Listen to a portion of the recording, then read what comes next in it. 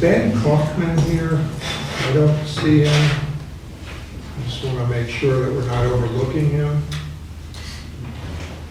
No indication of that. We were intending for Mr. Kaufman to be the first hearing tonight. We're going to give him a few minutes to arrive. If he does not arrive within a few minutes, we'll jump to the second hearing, the golf club hearing.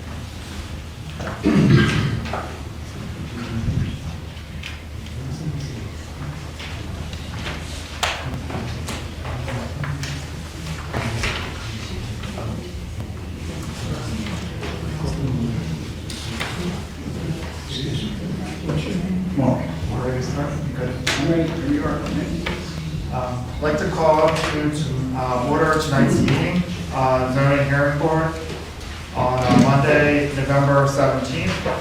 The first item of business, wanted to see if we could get approval of minutes from the August 25th meeting. I'll make an approval. I'll second. All in favor? Aye. Meeting minutes are approved. With that, I'll turn it over to our solicitor to start the Honeybrook Golf Club application. All right, thank you. So this is item number 2 of the items listed on our agenda for hearing tonight. My name is Christopher Hartman. I'm the solicitor for the zoning hearing board. With me tonight is the chairman, Mr. Jeff Emberger, John Reel, and David Rogers. This is the place and time designated by notice to consider the application of Honeybrook Golf Club, LP, for a variance from section 27-907 of the Honeybrook Township zoning ordinance as amended, to permit the installation of a golf net in excess of the height permitted in the zoning ordinance. The property at issue is located at 1422 Cambridge Road, number 22-7-91 and 22-7-92, and is located in the Agricultural A zoning district of Honeybrook Township. The property is currently owned by the Honeybrook Golf Club, LP. Before proceeding any further, I want to ask if there's anyone present who wishes to be recognized as a party to this proceeding. Party status will give you the right to call witnesses and to appeal the decision of the zoning hearing board. First, we'll recognize the applicant as a party, and the township is always automatically recognized as a party. So I have a card from the applicant, Attorney Christakis. Do you want to enter your appearance? Good evening, Harry Christakis on behalf of the applicant. Thank you. And is there another attorney here you wish to enter an appearance? Yes, my name is Veronica Morrison. I'm here on behalf of Jean Dovin, who resides at 701 Park Road in Honeybrook and owns a property at 1570 Cambridge Road. May I approach with my card? Please do so. Thank you.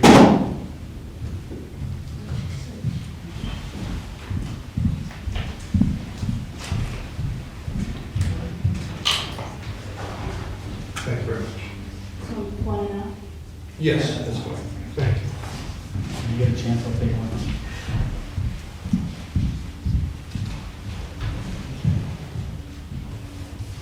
Just to be clear, Attorney Morrison, your client is which Dovin? Jean Dovin, Jean. She is the owner of the property. Also with me here tonight is her daughters, Deborah Dovin and Nancy Dovin. They also reside at the property. And Deborah Dovin has power of attorney for Jean Dovin. Okay, but is my understanding correct that your client, for purposes of this proceeding, is Jean Dovin only? Yes. Okay, very good, thank you. Attorney Christakis, do you have any objection to Jean Dovin being recognized by the board as a party to this hearing? As she owns the adjoining property now. Very good. Is there any other person present tonight who wishes to be recognized as a party to the hearing? I see no indication of that. I have some administrative things to cover yet. I want to announce that anyone who seeks to offer evidence regarding this matter will be required to come forward and be sworn by the stenographer before testifying before the board. Public notice of this hearing was duly advertised in the Daily Local on October 30 and November 6, 2025. Adjoining property owners were notified by mail of this hearing on October 27, 2025. Notice of this hearing was posted on the property by Edgar Nelson, zoning officer, on November 5, 2025. At this time, the board offers the following exhibits into evidence, and these have all been pre-marked. Exhibit B1 would be the application of Honeybrook Golf Club LP for the property located at 1422 Cambridge Road, Honeybrook Township, Chester County, Pennsylvania. Exhibit B2 is a copy of the notice of tonight's hearing. Exhibit B3 would be proof of publication of notice in the Daily Local. Exhibit B4 is affidavit of service by mail. Exhibit 5, affidavit of posting of the property of a copy of the notice. Exhibit 6 is the Honeybrook Township zoning ordinance. And Exhibit 7 is a letter from Technicon Enterprises regarding the Board of Supervisors' support for the application. Is there any objection to any of those board exhibits, or does either council wish to see those exhibits? No objection. I have been given a copy of the exhibits. I don't, sort of a couple hours before this hearing, so I've had a chance to page through them, and based on that review, I don't have any issues, but I may object to certain exhibits based on what they're being offered for, how they're being used during. Well, at this point, I'm only talking about the board exhibits that I've just listed, Oh, which I'm are sorry. effectively administrative matters to create the record of the preparation by the board for tonight's hearing. Not with respect to the authenticity of those exhibits, no. All right, thank you very much. With that, I'm going to recommend to the board that all the board exhibits be accepted and entered into the record. And now I'm ready to ask Mr. Christakis if he is prepared to present his case. I am, thank you. Just going to move this podium out a little bit.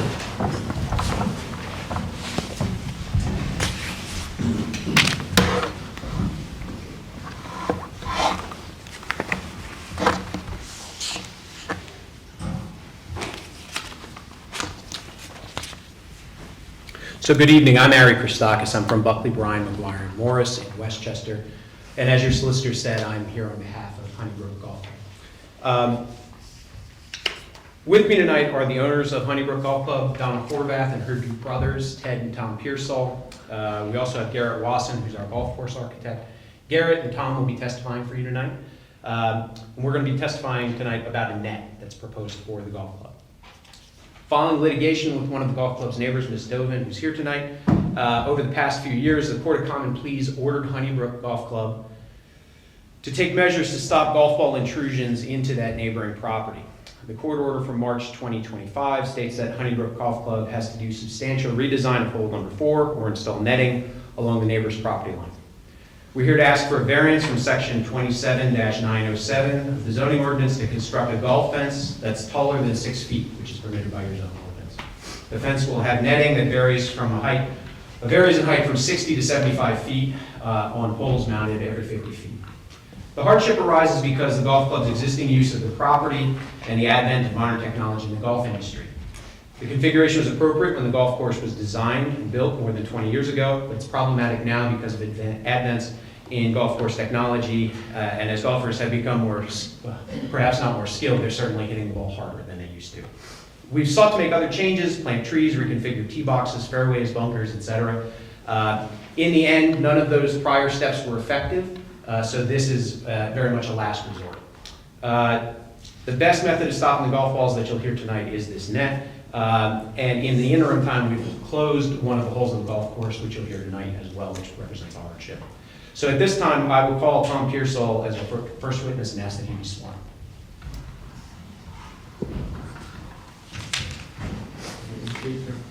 Raise your right hand. Do you swear the testimony you're about to give will be the truth, the whole truth, and nothing but the truth? I do. State your name and spell it, please. Thomas W. Pearsall. Pearsall. P-I-E-R-S-O-L. Thank you. Mr. Pearsall, I'm just handing you the pre-marked exhibit packet. So if I refer to exhibit A1, you would pull tab 1 in that list.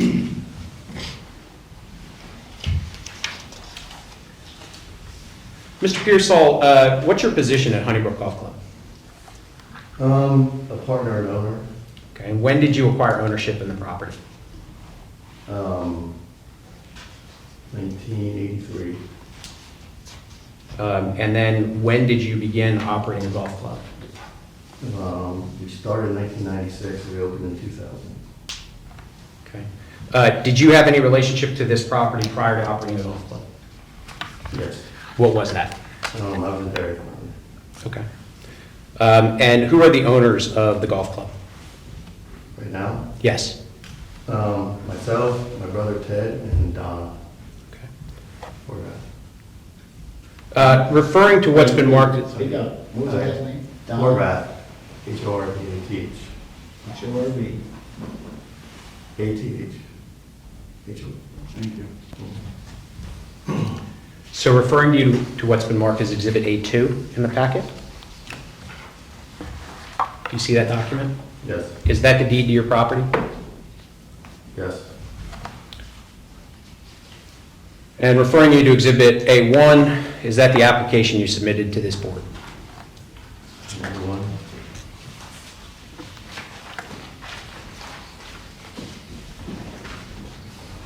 Yes, it is. Can you briefly explain why you need to build a net, your understanding of that? One of our holes borders a neighboring property, and golf balls end up in their property from time to time. And in the past, have you attempted to make changes to try and stop or reduce golf ball incursions into the neighbor's property? Yes, we have. When did you undertake those changes? 2 years ago. All right. And looking at Exhibit A3, Yes. Are these pictures of the hole in question? Yes. Did you take these pictures, or were they taken under your supervision? Taken under my supervision.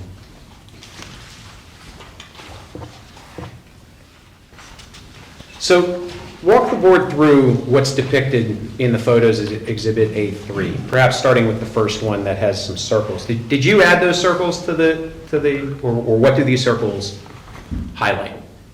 The circles highlight the trees that we planted. We planted 84 trees along the right side of the fairway to try to block the shots from going into the neighbor's property. So looking at the first page of Exhibit A3, I see some orange circles. Yes, Are those the trees that you're talking about? yes. And just to recap, when did you say that these trees were planted?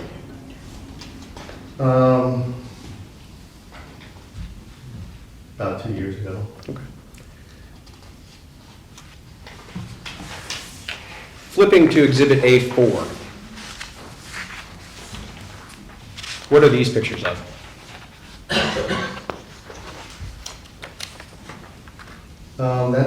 That's the whole existing before we did any changes to it.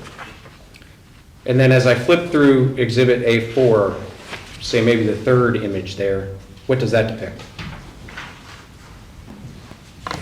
What I'm looking at, we moved the bumpers on the left side, so the golfers can aim left and not be penalized by going in the bumpers, stop them from hitting the balls forward. So historically, what other changes did you make to Hole 4 to try and alleviate these? You planted trees, you removed the bunkers on the left side. Were there other changes that you undertook? Yes, we realigned the tees, we got rid of the middle tee box. We felt a lot of the balls going over from the middle tee box, not the forward or the back tee.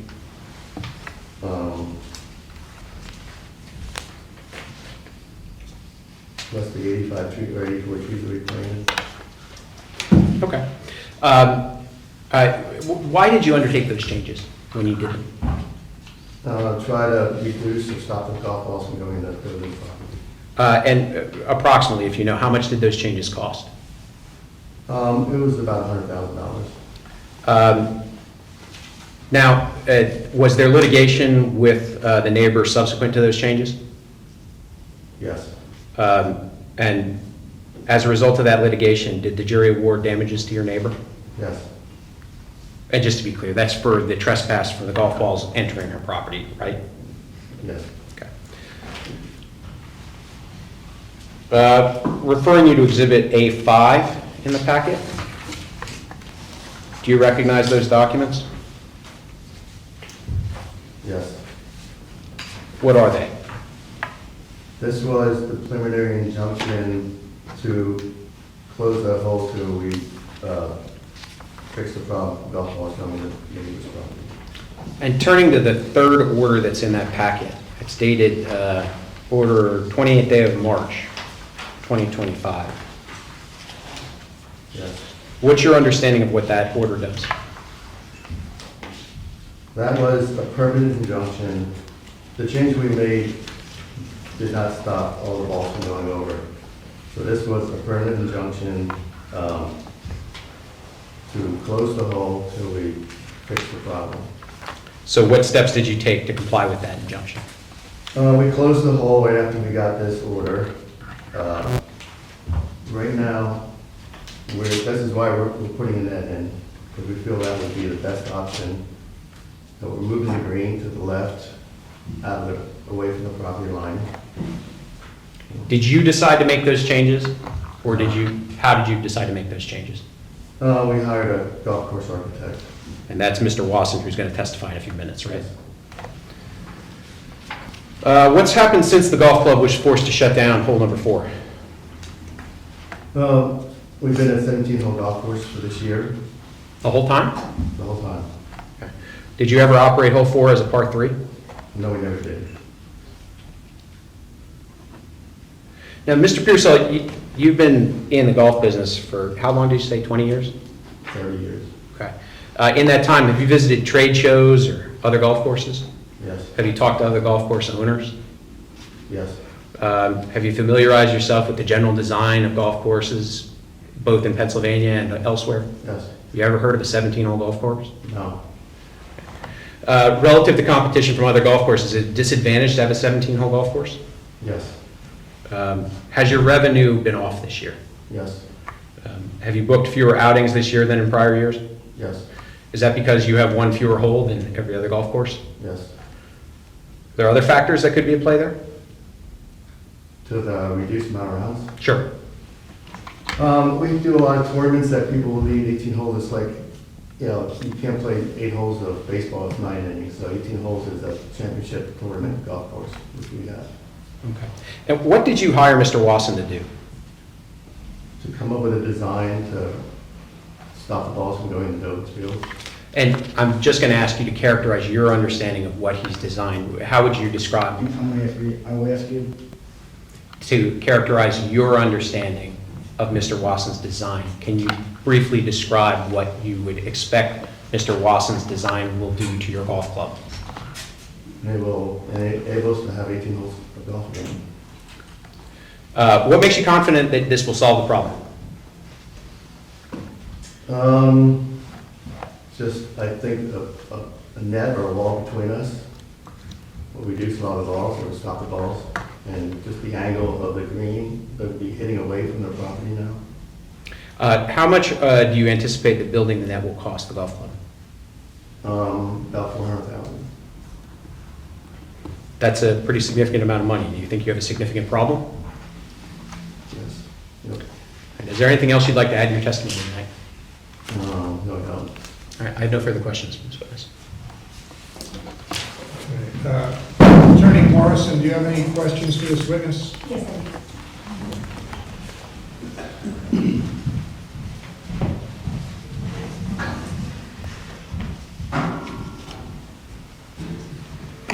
Good evening, Mr. Pearsall. How are you? Okay. And you heard my name is Veronica Morrison, and I represent the Dovins, Yes, I know. specifically Jean Yes. Dovin. Yes. And you recall meeting me in prior litigation, is that right? Yes. Okay. So I'm just going to start with a couple questions regarding what you just testified to. I just wanted to clarify that you testified that you purchased the property in 1983, is that right? Yes. about- Okay. And you began operating it in 2001, correct? 2001, right? 1983 is when we started farming. So Dad owned the farm then, but we eventually inherited from him. Right, so, okay. So 1983, then you started operating in 2000 to 2001, correct? Yes. And there was testimony at the underlying trial in this matter that my client owned the property since she owned her property, both properties, before you started operating the golf course, isn't that right? Yes. Okay. And you testified to changes in the design that were made. And there might have been a little bit of confusion about when that occurred. Those changes were only 2 years ago, correct? 2 to 3. 2 to 3. But the litigation was filed long before that, isn't that right? Like a year before that. Year, 2 years? It was- Objection, asked and answered. Said it was a year before. Okay, but you recall that there were efforts made prior to us filing the litigation to resolve this matter amicably? Yes. And that there was testimony at the trial about that? I Do you believe so. recall that? And do you recall there being testimony that the litigation was filed because there was no resolution? Do you recall that? Well, we attempted to change the course After the litigation was filed, correct? between the 2 injunctions, yeah. And in fact, that was only the year that the actual jury trial was held, correct? Yes. Okay. And the jury trial was held 2 years after litigation was filed. Were you aware of that? I guess. Okay. And you also said that you planted trees a couple years ago. Do you recall that? Yes. During the injunction portion, so just to be clear, there were 2 portions of this trial that occurred. One was the jury trial, and the other was a bench trial, correct? Yes. In which we sought an injunction, that Ms. Dovin sought an injunction. Yes. Okay. And at that injunction trial, which was almost 3 years to 4 years after the litigation was filed, Isn't it true that the court found during that hearing that the trees would not grow fast enough? I never heard that. So you don't recall having a conversation with the judge or hearing a conversation with the judge in which he specifically said that the trees were just planted and they wouldn't grow for many years? Well, we planted 15 to 20-foot trees, and, I mean, they grow a couple feet a year. Right, and the court entered an injunction, right? Yeah, So it found that whatever measures you took at that point were not good enough, correct? yes, Because that was your argument at the hearing, right? We took these measures, we planted these trees, we changed the design, these are good enough, and there was all kinds of evidence presented at that hearing about the efficacy of those measures. Do you recall that? yes, And the trial court said, that's not enough, and I'm entering an order. Isn't that right? yes. Okay. That's why we're here today. And counsel said, historically, but historically really isn't historically, right? It's literally 2 years ago, right? Objection, calls for speculation, I don't know what that question is. Historically, it could be 2 years ago. Yeah, can you restate the question, please? So, that's fine. Do you recall testimony at the injunction hearing regarding the balls that were still coming on to the Dovins property after your changes were made? Yes, Okay. And subsequent to the changes that were done the same year as the jury trial, we then had to seek an injunction. Isn't that right? Objection, I feel like this is the third time we've answered that question. Yes, there's an injunction in place. I mean, we're here about a net, too. Oh, This all passes- right, right, and I'm just trying to So- establish the basis for you asking for this now, because it's Okay. gonna become very important later to the hearing board's determination. And just so we're clear, so because what you testified to was that you made changes subsequent to the jury award, correct? Yeah, Okay. And it was those changes that were testified to at the injunction hearing, correct? yes, Okay, and those are the changes that the court found not to be adequate, correct? yes, that's Just to why be we're clear. putting that in. Okay. And when that jury trial happened, at that point, those changes that you had made, Honeybrook hadn't opened its course yet. Isn't that right?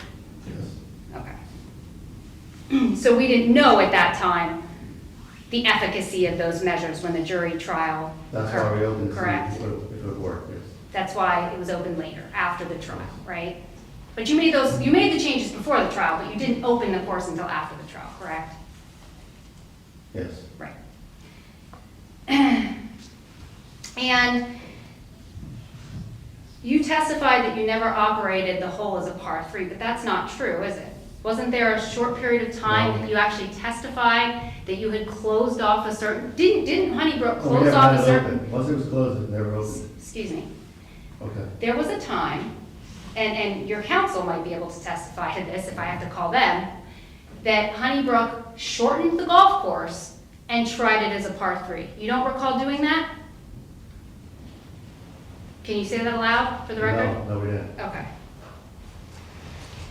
Do you recall the court specifically suggesting that Honeybrook consider operating the hole 4 as a par 3? Yeah,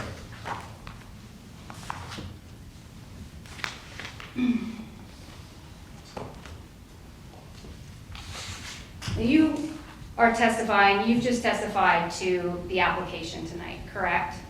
That you Yes. filed? Okay. And let me hand you.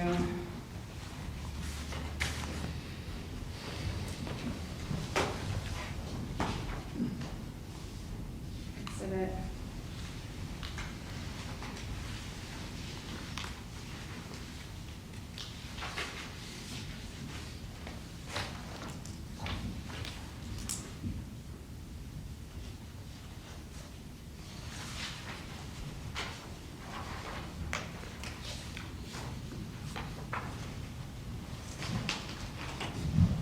We can mark this as exhibit objectors, exhibit 1.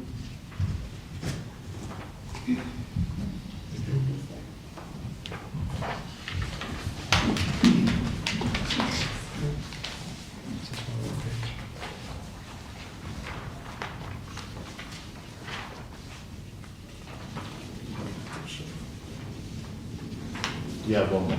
I'm sorry, I expected, my understanding was there was an alternate, I was expecting, 3. That's fine, we can show her. Thank you. So do you recognize these images as printouts from Chesco Views, a public government website for identifying the location of certain tax parcels? Yes, Okay. And on your application form, it lists 1422 Cambridge Road and 2 parcel numbers, 22-7-92 and 22-7-91, with a combined acreage of 164.4 acres, correct? yes, Okay. So your application includes both of those parcels, correct? I believe it does. Okay.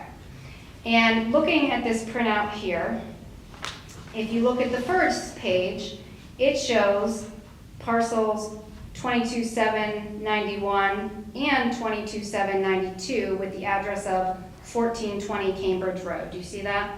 Mhm. But that wasn't listed on your application, was it? The 2 parcels? The 1420 Cambridge Road, the address of the property was not listed on the application, correct? I don't know, I have to look at it. Can you take a look?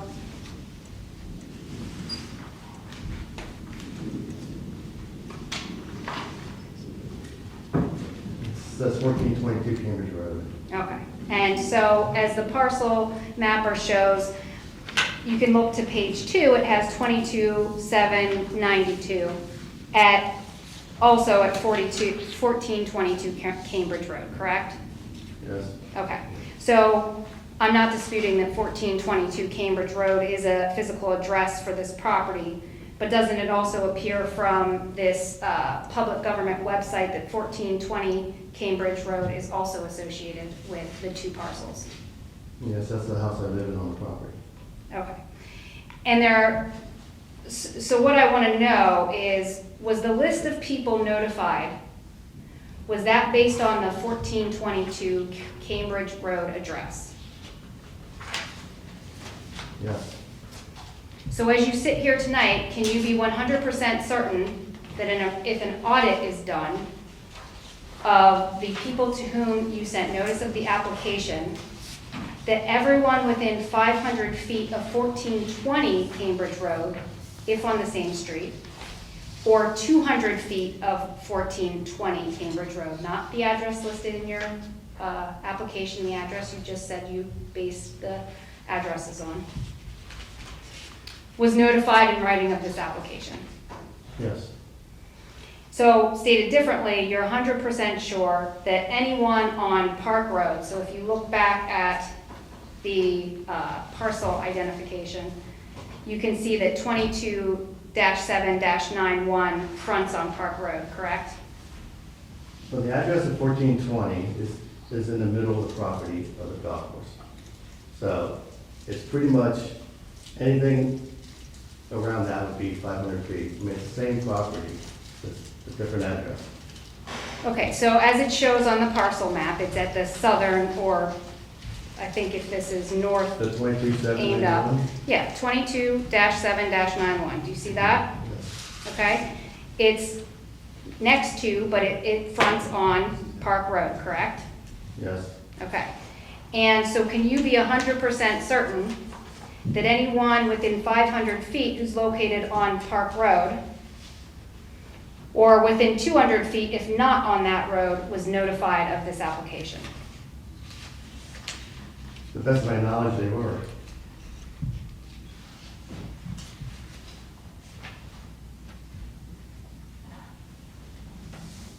But you based the 500-foot requirement on the address of 1422 Cambridge Road, correct? Objection. This witness hasn't testified that he based anything on anything.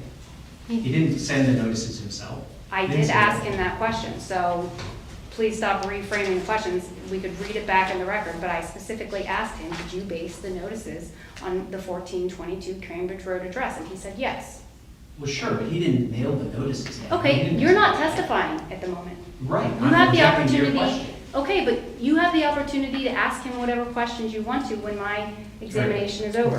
Attorney Morrison, do you have any knowledge of any neighbors who should have received notice, who didn't receive notice? I'm concerned that some of the Amish neighbors who reside in the area may not have received notice. Concern is not what we're talking about. If your client's here tonight, if she says that she didn't have notice. I'm not saying that we didn't have notice. Well, then what are you It's saying? your obligation to ensure that 500 feet within both parcels, I mean, the zoning hearing board can determine whether they feel like you fulfilled your obligations, or they can look into whether all of the people were notified. Right. But we have I looked concerns. at the list. And I'm making, and it was- again, one at a excuse me, time.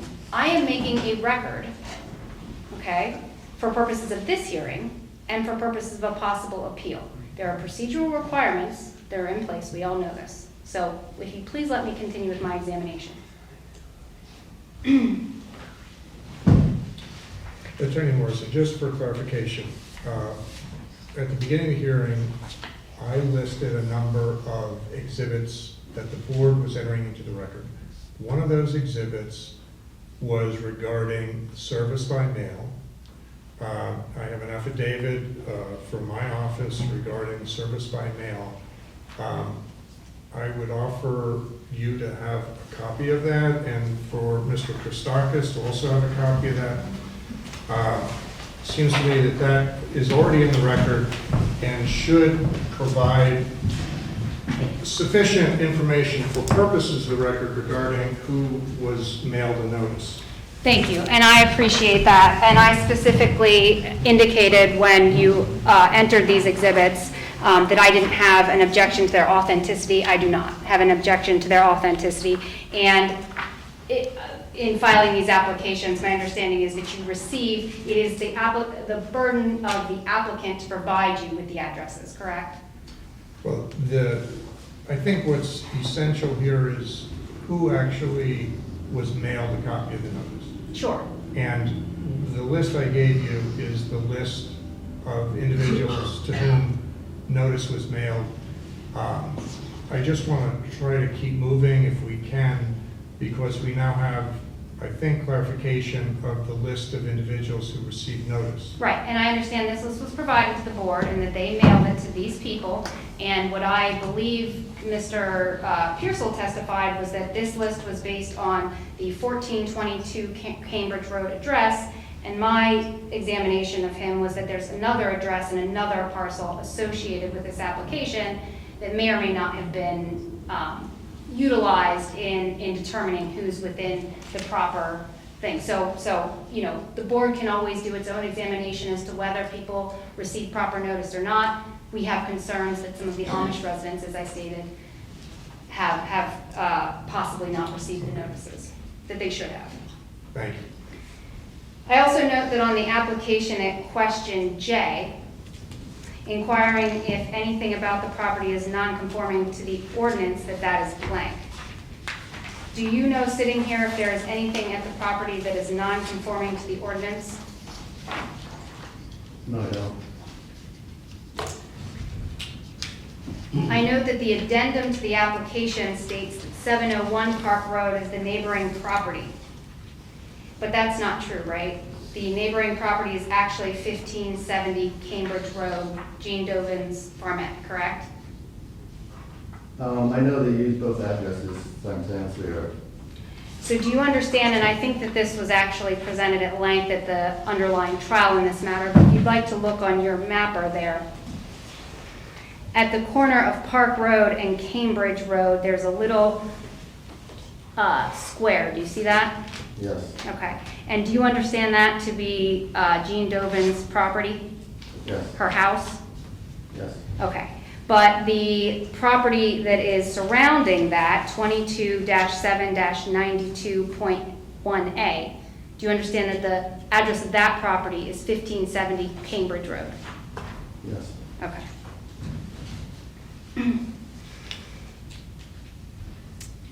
Although the application appears to have omitted the section of the ordinance under which Honeybrook is seeking a variance, I believe the township actually inserted the section into the application. We received an actual copy of the application from the township, and it's handwritten in there in the same penmanship and color as other information entered by the township.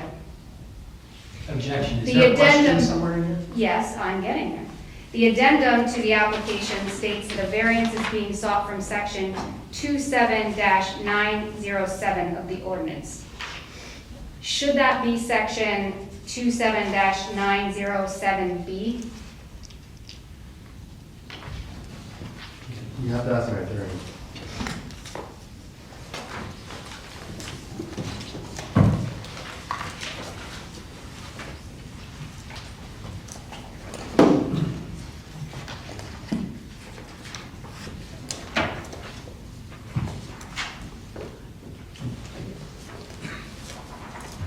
This can be marked as objectors exhibit 2.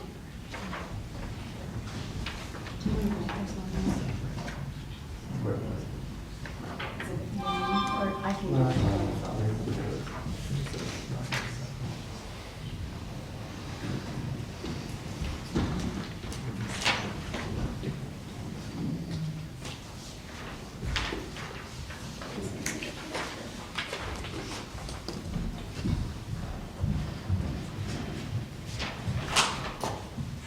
Thank you.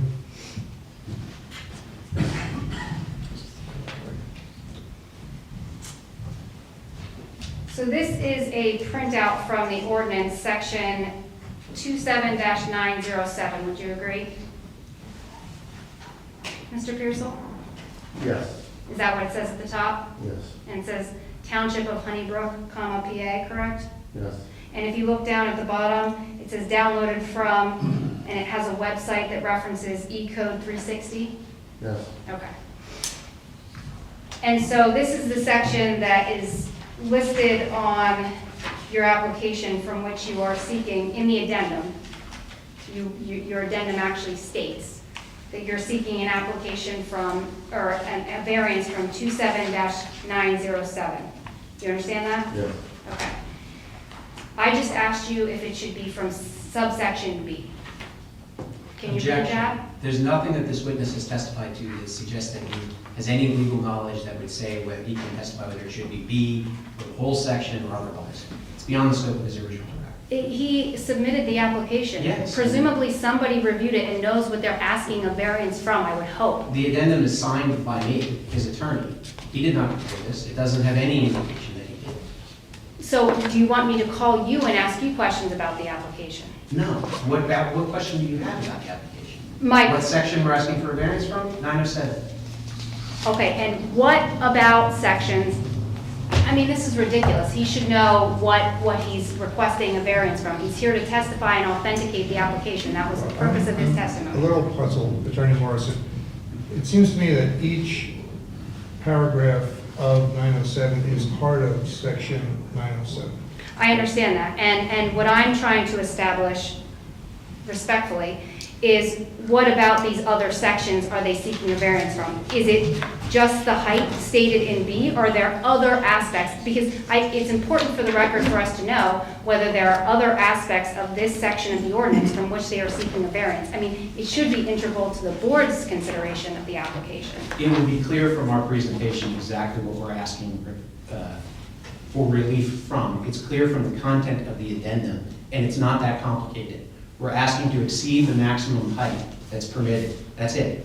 Now, if the board fashions the relief however they would like, they can fashion it as a variance from subsection B, they can fashion it as a variance from the entire section. That's up to the board. The question is whether there's adequate notice to your client. The notion that you're raising notice for other clients and you're here suggesting that Okay, so we've that asked for a was- variance from the wrong section. Excuse me, One at a that was time. several minutes ago. And if you read the ordinance, Section A says fences, walls, and hedges that are in conformance with this chapter and other applicable ordinances are allowed.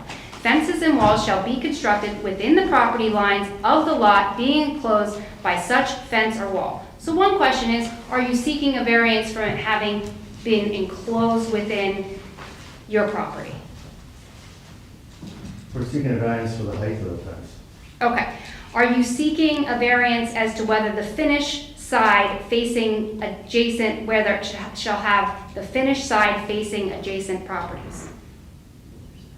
The finished side, I'm not sure what the answer is, the question is. So does it have a finished side? Both sides are the same. Okay, and It's a net. So it's going to be the same on both sides. How did you determine that this particular construction was a fence within the meaning of the ordinance? Objection. I- This witness didn't testify that he determined anything about the fence. He's The testifying architect's as gonna to testify. the application. He said, either I sit here and call you and ask you these questions, or you let your client who submitted the application, who is seeking the relief, it's very important whether this is even a fence. I would submit it's not a fence. It's a net. It's not a fence. Well, you can make that argument. The applicant apparently believes it's a fence. Okay, and I would like to read the definition of a fence. A fence definition, yes. If it's a fence, according to the township, they would need a variance. If it's a net, they would not need a variance, because there's no variance for nets. I mean, there's nowhere in your ordinance that even addresses this. And so, I mean, you can't just have a net built without some sort of zoning relief. Well, if there's no ordinance, there's no ordinance. Am I correct or not? Then your ordinance would be unconstitutional because it wouldn't allow for or regulate nets. So then that falls under fence. So then it would fall under a fence then. According to what you just said to me, this should fall under a fence. If Am I correct? No, it doesn't necessarily fall under a fence just because it doesn't fall under anything else. I understand that the township, I believe they've been advised that it's a fence. I don't know, but that's what we were told. So what I'm trying to establish on the record is the definition of a fence. It's Okay. Well, let's, getting awful long-winded. we understand you have an argument that it's not a fence. So why don't you complete whatever questions you might have to support that position? Okay, thank you. The definition of a fence, or wall as it's stated, any freestanding and uninhabited structure consisting of wood, glass, metal, plastic, wire, wire mesh, masonry, or vegetation. Is your net going to be wood, glass, metal, plastic, wire, wire mesh, masonry, or vegetation? Yes, Which of those? it's going to be wood and nylon and steel cables. So nylon is so wood, when you say wood, you're talking about the fence posts, is that Yes. right? Okay. And the main material is going to be A nylon mesh. nylon. Singularly or in combination with other materials 2 feet or higher erected to secure or divide a property from another or part of a property from the remaining part to ensure privacy, to protect the property so defined, and/or to enclose all or part of the property. Did you hear that? Yes. Is the purpose of this net to enclose your property? I guess, You testified that the purpose was to stop golf balls from Yes. coming over, correct? yes. Okay. Yeah, in litigation, your clients are asking for a net. I understand. In the addendum, you mentioned 2 other special approvals Honeybrook has obtained. A May 14, 1997 conditional use approval and a July 14, 1997 special exception approval. You also sought modification of the conditional use application in 2017 to allow Honeybrook to serve food to members of the public. Isn't that right? Yes.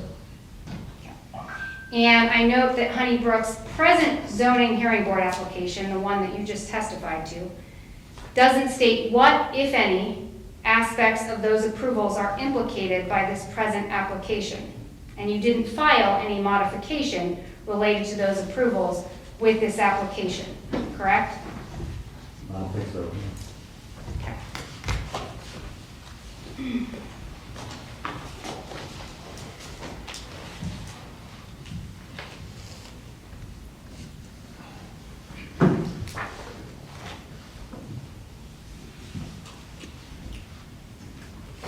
Do you have any more questions for this witness? Yes. Thank you.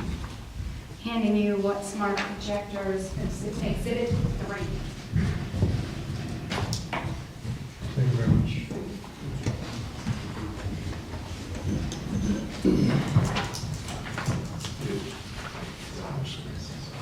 Do you recognize this document?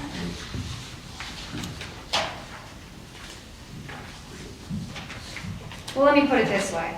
If you look at the bottom right, there are what's called bait stamps on the property, or on the document. Do you see that? On there? Mm-hmm. See how it says Dovin 00049? Yes. Okay. And those appear on all of the pages, correct? Well, there's different numbers. Right, Yeah. but the bait stamp is on is on the document, correct? What kind of stamp is it?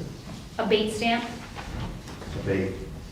Do you recall during the trial that we talked a lot about bait stamps, where parties that produce documents put bait stamps on them that identify the party who produced the document? Okay. Yes? Okay, so just so the board understands that Ms. Dovin presented this document to you during the course of discovery in the underlying trial. Do you have any reason to disagree with that? No, I don't. Okay. And the date at the top is August 30, 2017. Do you see that? Yes. And there's a letter here that references a conditional use application modification. Application for a modification. Do you see that? Do you read the first line, second line? Yes. Okay. And behind that is what is identified as attachment for conditional use application. Do you see that? Yes. Okay. And it's submitted by the same people who wrote the letter, correct? Yes. Okay. And if you page through that briefly, do you understand that this was an attachment to your conditional use application? The modification for the conditional use application that I just referred to that you filed in 2017? Yes. Okay. If you could turn to what is bait stamped, just because it makes it easier for reference purposes, to Dovin 20.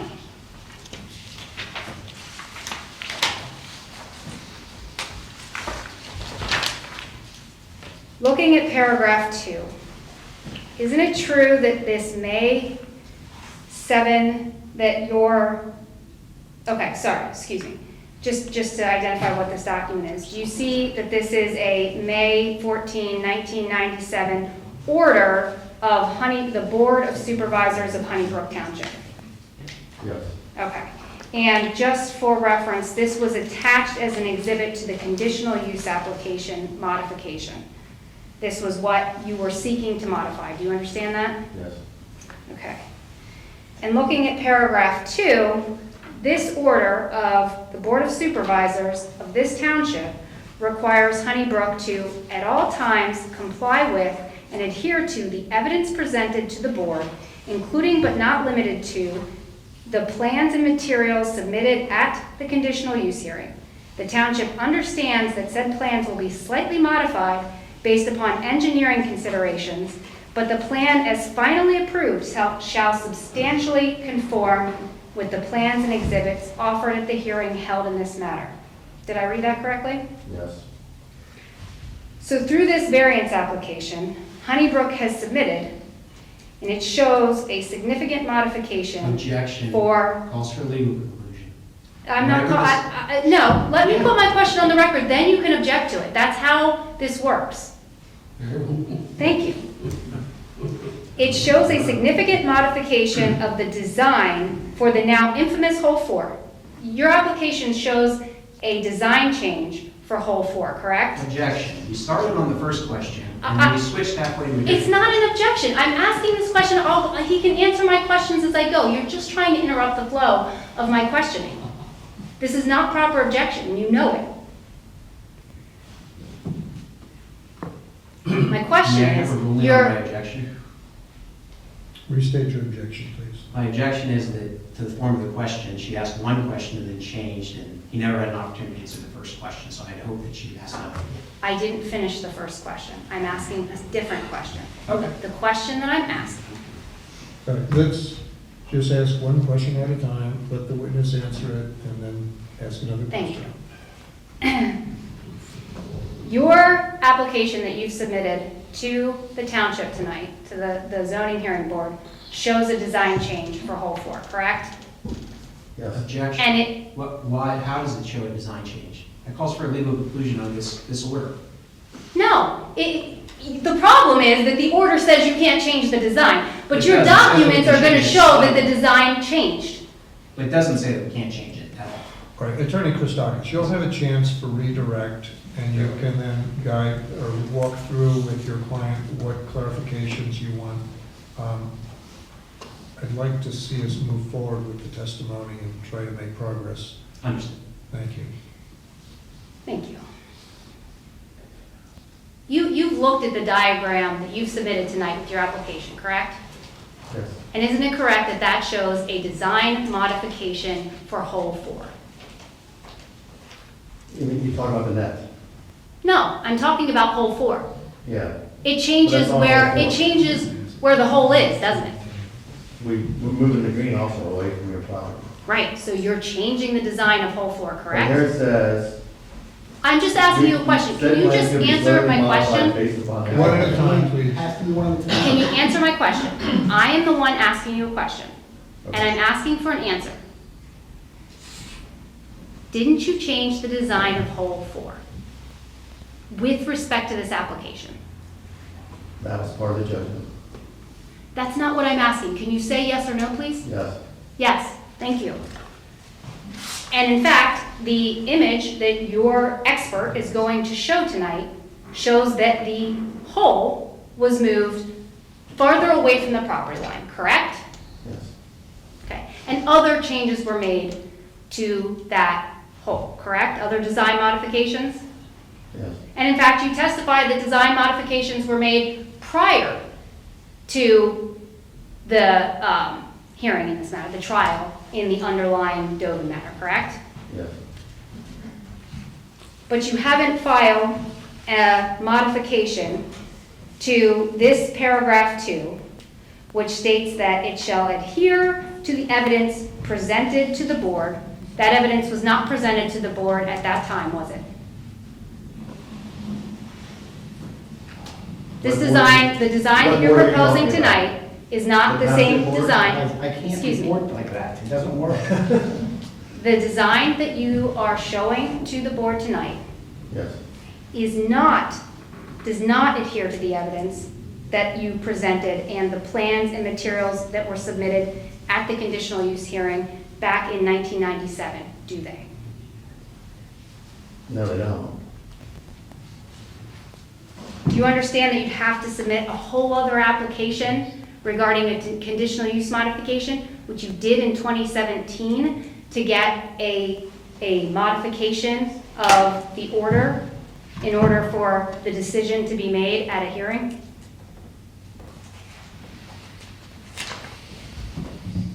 In 2017, what was that? That was for the That- restaurant, wasn't it? It wasn't anything about the golf course. Yes, my question is, do you understand that to get a modification of this order, you would have to submit a conditional use modification application, which you in fact did for another change that you made in 2017?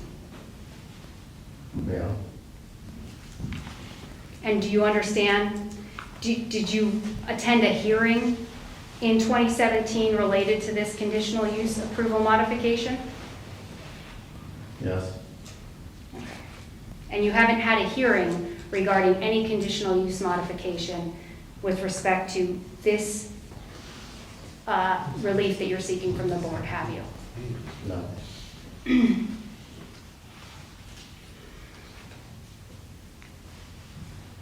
And prior to this hearing, I had communications with your counsel to better understand what is in the application. And I just want to be clear, since you testified to the application, I understand your expert's going to testify to the design and everything like that. But in the application, it says a minimum height of 50 feet and a length of 1,250 feet. Are you aware of that? Yeah. But the minimum height on the diagram, the plan, shows 60 feet, and it indicates a length of 1,200 feet. Is that Yes. right?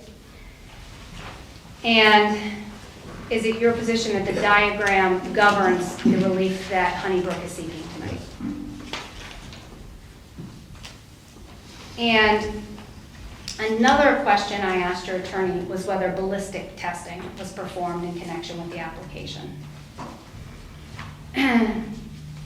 Do you know what ballistic testing is? Yes. What is it? When you shoot a bullet into something, Okay. Do you know that in parlance, common, so when you're shooting something, correct? You test where it might go, what happens to it. Is that right? mhm, Okay. And in this case, there was some testing done on the material of the net, is that right? I'm not an expert witness on this area. Okay, but are you aware that certain testing was done regarding, at some point, I'm not even saying with respect to this net, but that some testing was done on the net material? Yes. Okay. Did you receive any documents from your expert showing any analysis that was done as far as the trajectory, the anticipated trajectory of golf balls? It's for the expert. Did you receive any documentation from your expert? He's your expert, correct? He submitted those plans showing us what type of net to put up. Okay, so he submitted plans. Yes. Did he provide you with any other documentation No. showing any type of testing that he did regarding the trajectory of golf balls? No.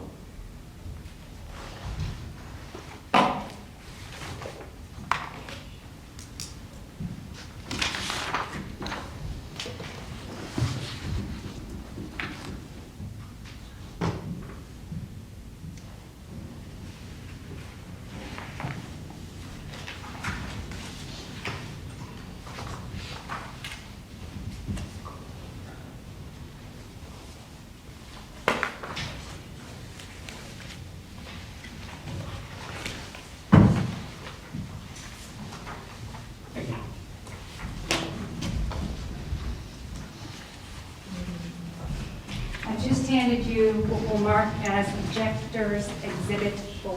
Thank you. That is a tongue tie.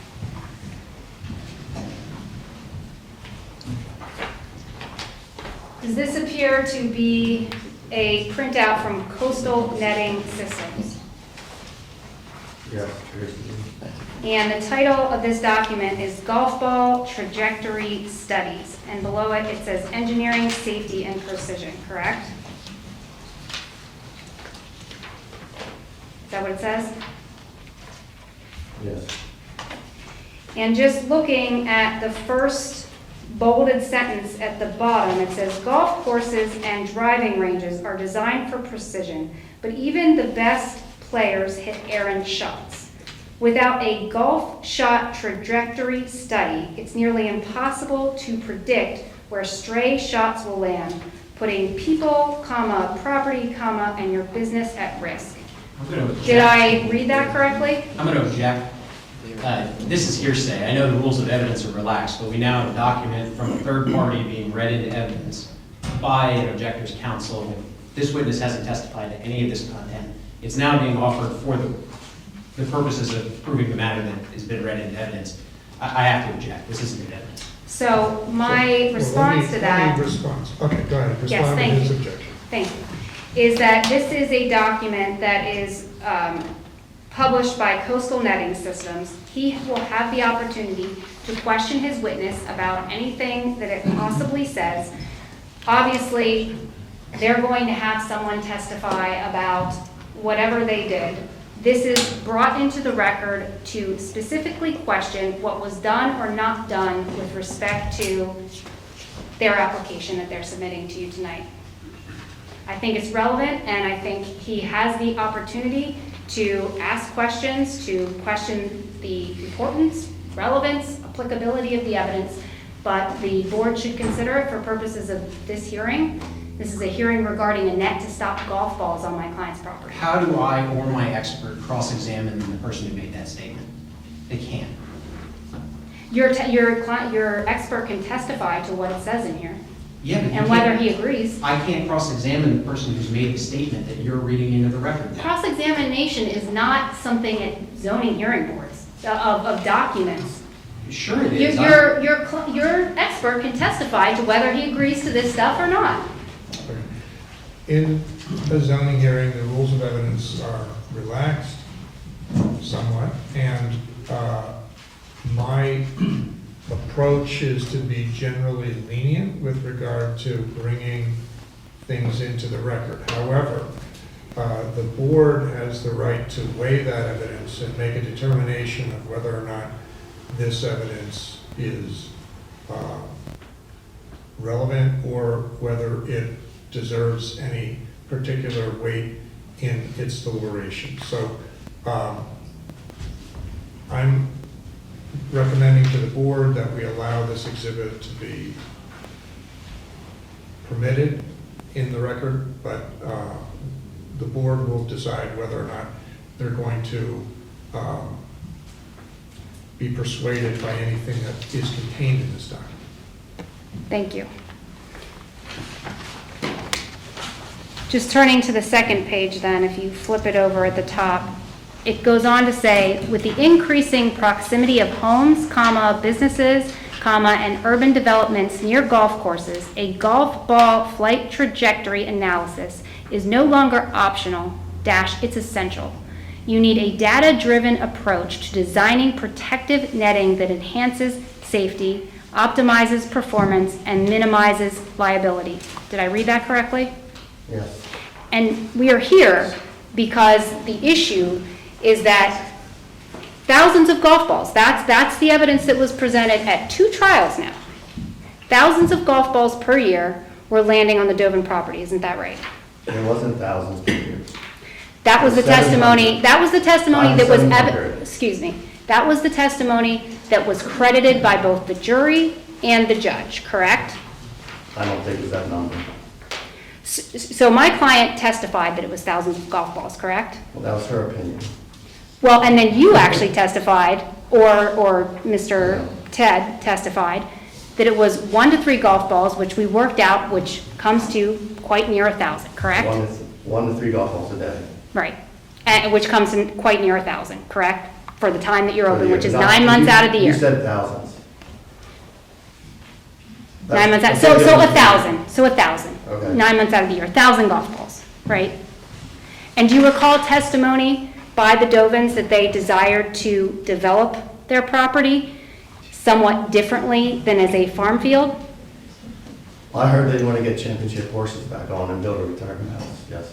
Okay. And at the end of all of that testimony, They want to get it back to what it was when they bought it. right, and would you agree that with golf balls flying over the property line, they couldn't build something without it being damaged, correct?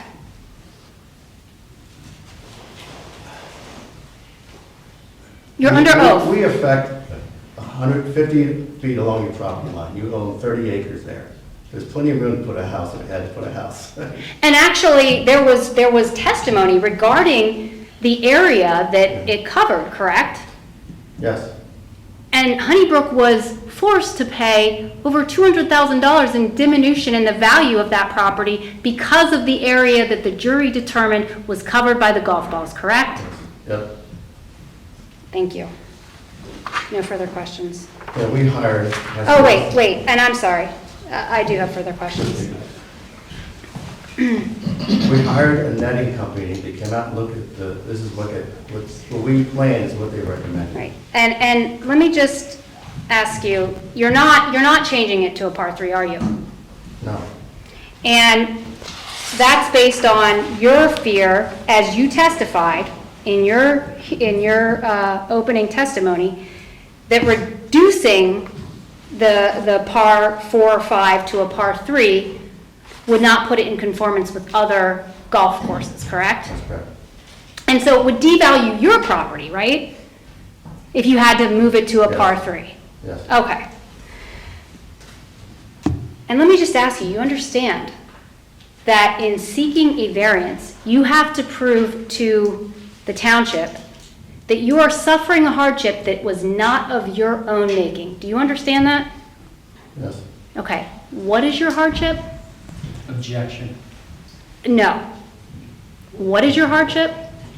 What's your objection? My objection is that it calls for a legal conclusion. Hardship's a legal term in Pennsylvania law. No. He's not entitled to this. An applicant has to prove hardship at the hearing. If they don't do it, But it this has to be applicant denied. doesn't have to testify. This particular witness doesn't have to testify. So who's going to testify to that? You told me there are 2 witnesses. Well, he already has.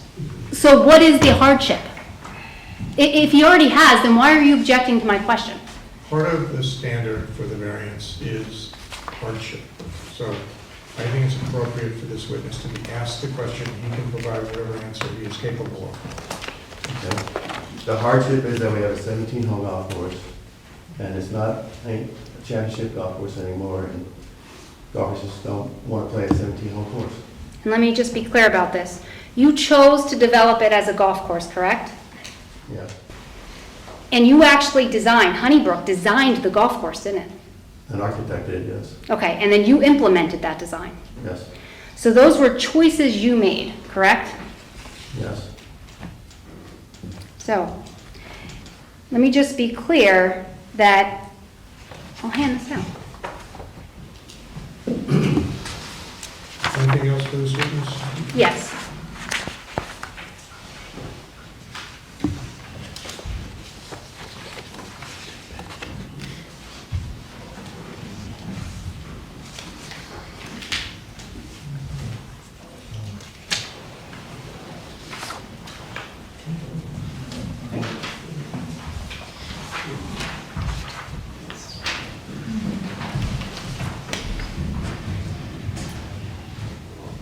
Thank you.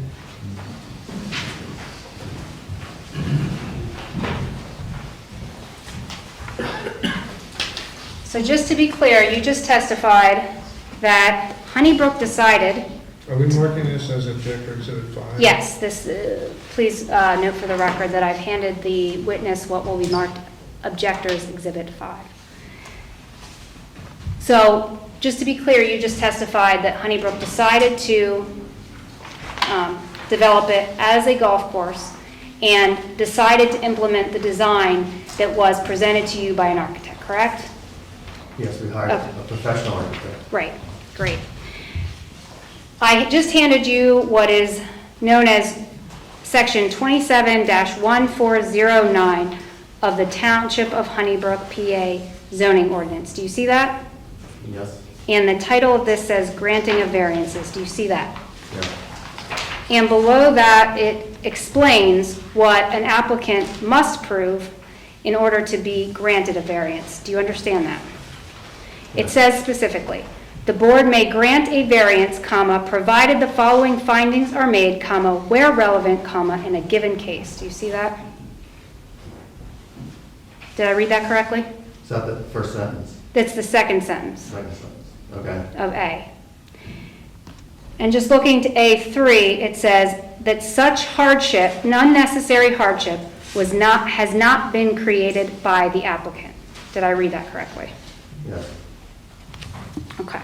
And there's other sections of this that apply here. So subsection 1 says that there are unique physical circumstances or conditions, including irregularity, narrowness or shallowness of lot size or shape, or exceptional topographical or other physical conditions peculiar to the particular property, and that the unnecessary hardship, which is when you can get a variance, is due to conditions and not the circumstances or conditions due to such conditions, and not the circumstances or conditions generally created by the provisions of this chapter in the district in which the property is located.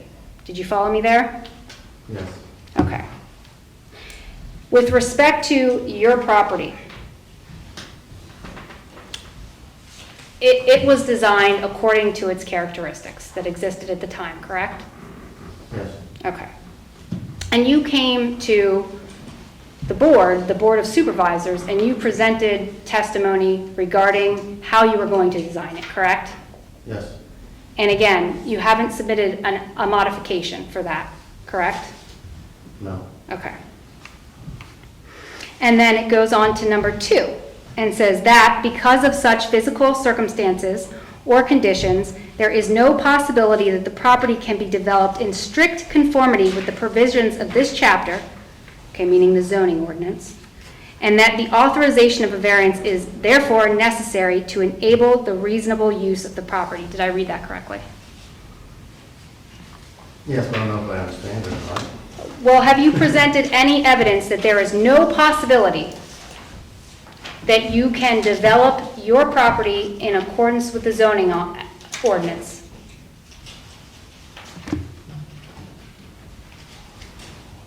That's a question? Yes. Have you presented that evidence to me? No.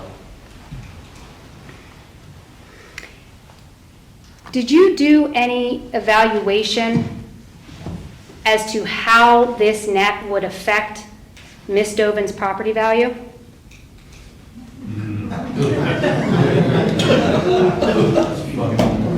Did you?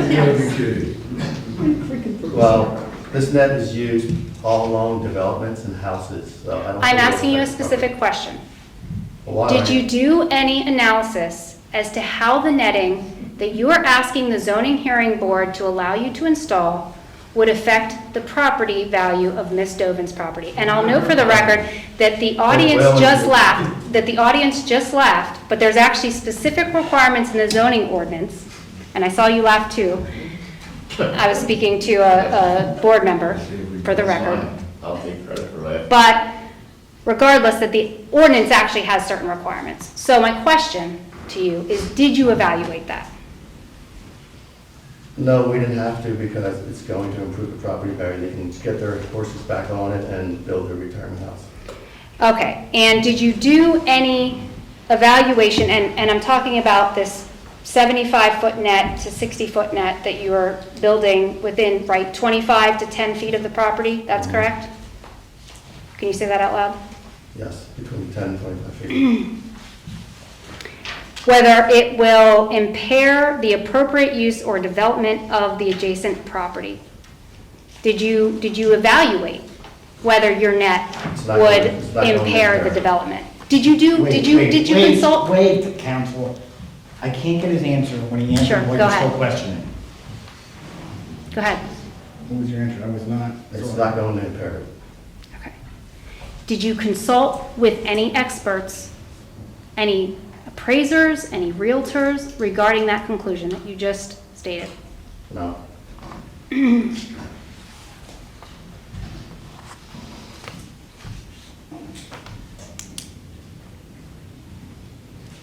No further questions? Thank you. I'm assuming there's going to be some... Just a few redirect questions. I'll just- Sorry, I gotta stay here? Yes. I'll just sit here.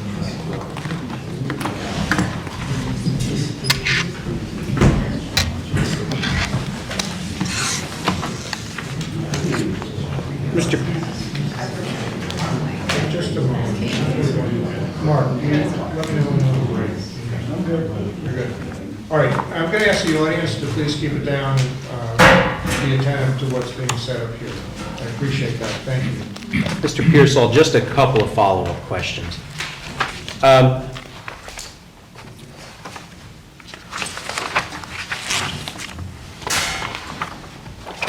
Bear with me for just one moment. What did we mark this as? I believe that was 3. 3. Thank you. So, Mr. Pearsall, I want to refer you back to what's been marked as 03, what Ms. Morrison just handed up to you.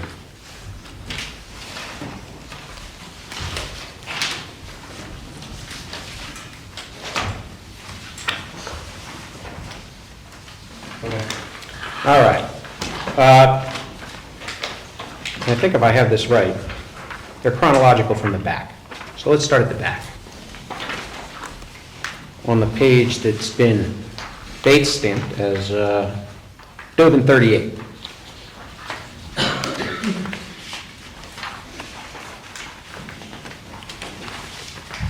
This is the decision of this zoning hearing board regarding a special exception for the golf club. Is that right?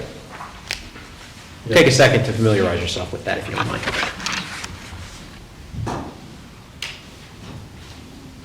What was that special exception for?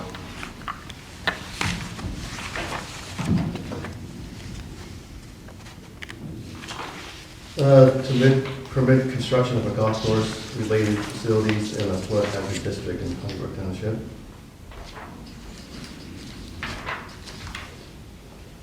And you know what, I realize I've missed one. There was actually another item at Dovin 46, which is a letter from Technicon dated April 9th, 1998. And that memorializes the decision of this township's Board of Supervisors granting conditional use. Yes. Do you recall what that conditional use was for? On a golf course. So to use the property as a golf course? Yes.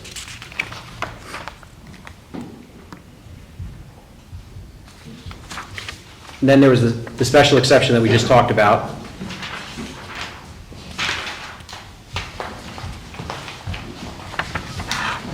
And then as I work towards the front of the document,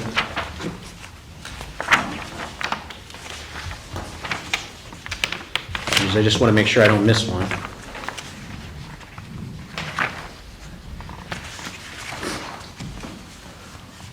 We've got another decision from 1997 of this zoning hearing board.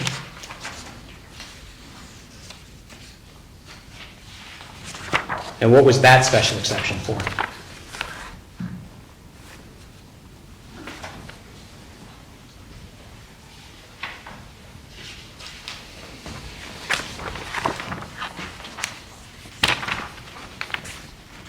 This one on page 7. So yeah, you would go to the page marked, It's the operator yes. commercial golf course. And then, I'm sorry, page 7. so What was the Dover Basin? Sorry. 35. And then coming back to Dovin 21,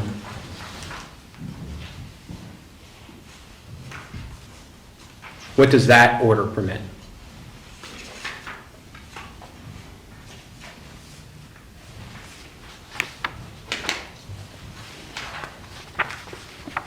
For a conditional use to operate as a golf course open to the public. Okay. And then in 2017, which is at the front of 03, what was that request for? To open our restaurant to the public. So just so I'm clear, when you originally obtained approval, you represented to the Board of Supervisors that it would not be open to the public. The food was only for golfers. And in 2017, you opened food up to the public as well, right? Okay. Mr. Pearsall, is the Board of Supervisors of Honeybrook Township aware of this application? Objection, calls for speculation. I'll rephrase. Mr. Pearsall, were you present at a meeting where this application was discussed by the Township Board of Supervisors? Objection, also, sorry, but which application are you referring to? The one pending before the zoning hearing board right now. Okay. Were you present for a meeting before this township's planning commission Yes, to discuss this application? yes. What did that planning commission recommend? Objection, hearsay, the township, no one's, Nope, it's a formal official record. There's a matter in the packet. It's been recommended for If approval. he was there and he heard what occurred, I'm going to allow. Mr. Pearsall, what did the planning commission recommend? They approved the net. When you attended the meeting of the Board of Supervisors, what did the Board of Supervisors do? They also approved the net. To be clear, did the Board of Supervisors vote to support this application pending before the zoning hearing board tonight? Yes.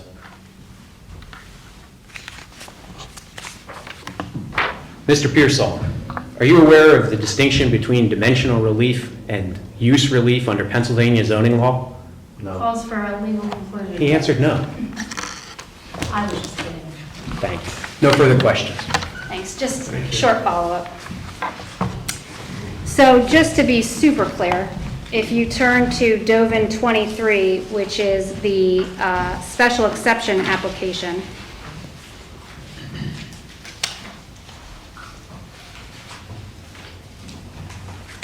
under paragraph 2, that references 1420 Cambridge Road, correct?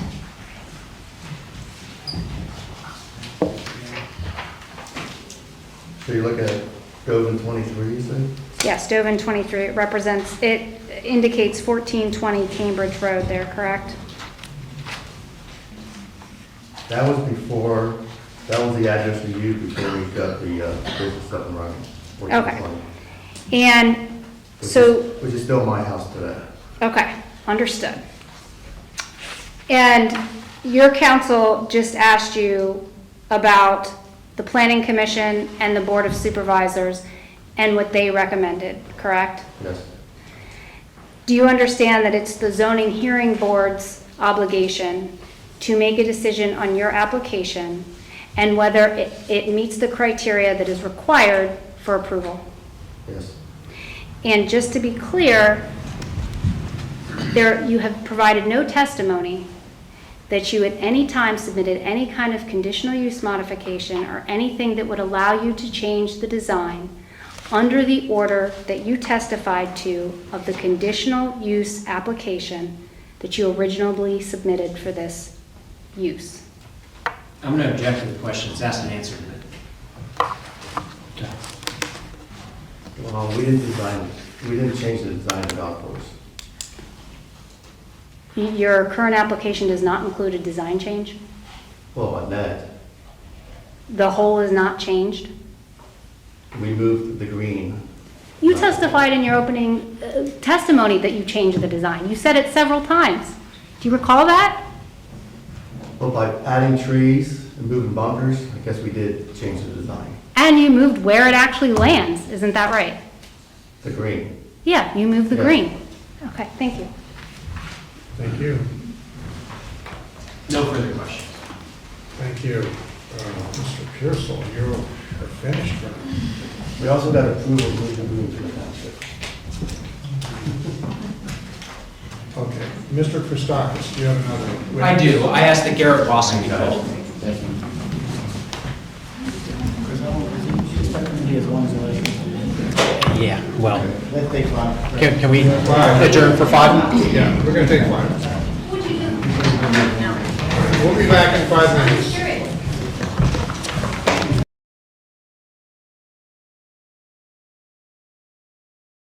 So you recall that you were sworn at the beginning of your testimony earlier this evening, is that correct? Yes, And you understand you're still sworn at this time? yes.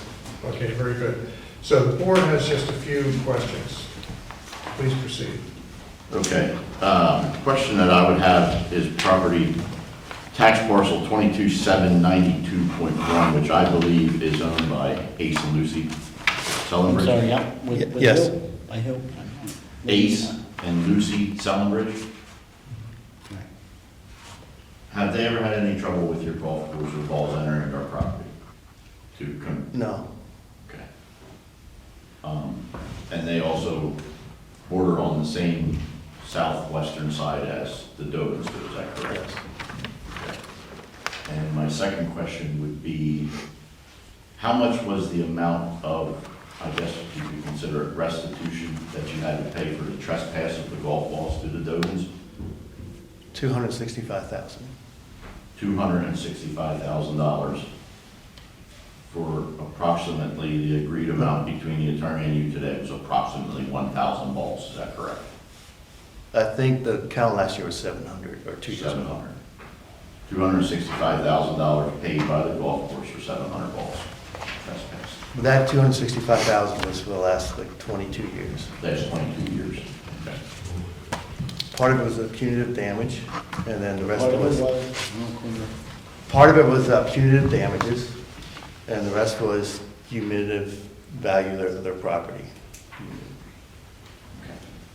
Okay, that's the only two questions that I have. Thank you. Do any of the other board members have any questions for this witness? No. All right, thank If you. I may just follow up Sure, go on ahead. those, thank you. Sure.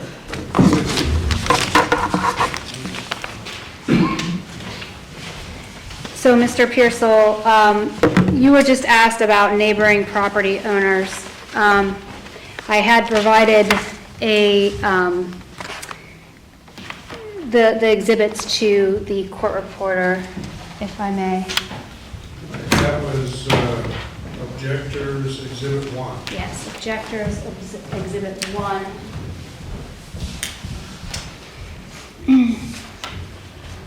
And just to be clear, their property is the property that is identified based on the orientation of that at the north corner, correct? Are you talking about the Dovins property? No, the property that you were just asked about, Oh, yes, the Selin Bridges? yes, Seldom Ridge. Okay. And just to be clear, and there was testimony at the hearing, at the trial about this, in the area of where hole 4, so that's at the beginning of hole 4, correct? Yes, And so golfers are hitting balls at that location, correct? Like kind of adjacent to that location? yes, And they're hitting them toward essentially the Dovins property, correct? no, not towards the Dovins property. So they're hitting At them an south. angle away from their property. Well, I mean, unless they do a right hook, right? Like unless they slice Yes. it right. But my point is that the hole is just beginning at that property, Yes. correct? So unless someone really hooks it behind them, there's not going to be Yes. golf balls on that property, correct? Yes, And just to be clear, $265,000 was the entire amount of the judgment, correct? yes, And that judgment was based on testimony regarding the diminution of the value of the property caused by the golf balls that had been occurring for over 20 years, correct? yes, And today, the reason that you want to put up the net is to finally stop those golf balls, correct? yes, Okay. But that net, right, the effect of that net was not considered as part of the underlying trial or the damages in that trial, was it? from 2 years ago? Right. No. Thank you. No further questions. All right, thank you. Mr. Christakis? No further. Okay, please call your second witness. Thank you. Garrett Wasson, please.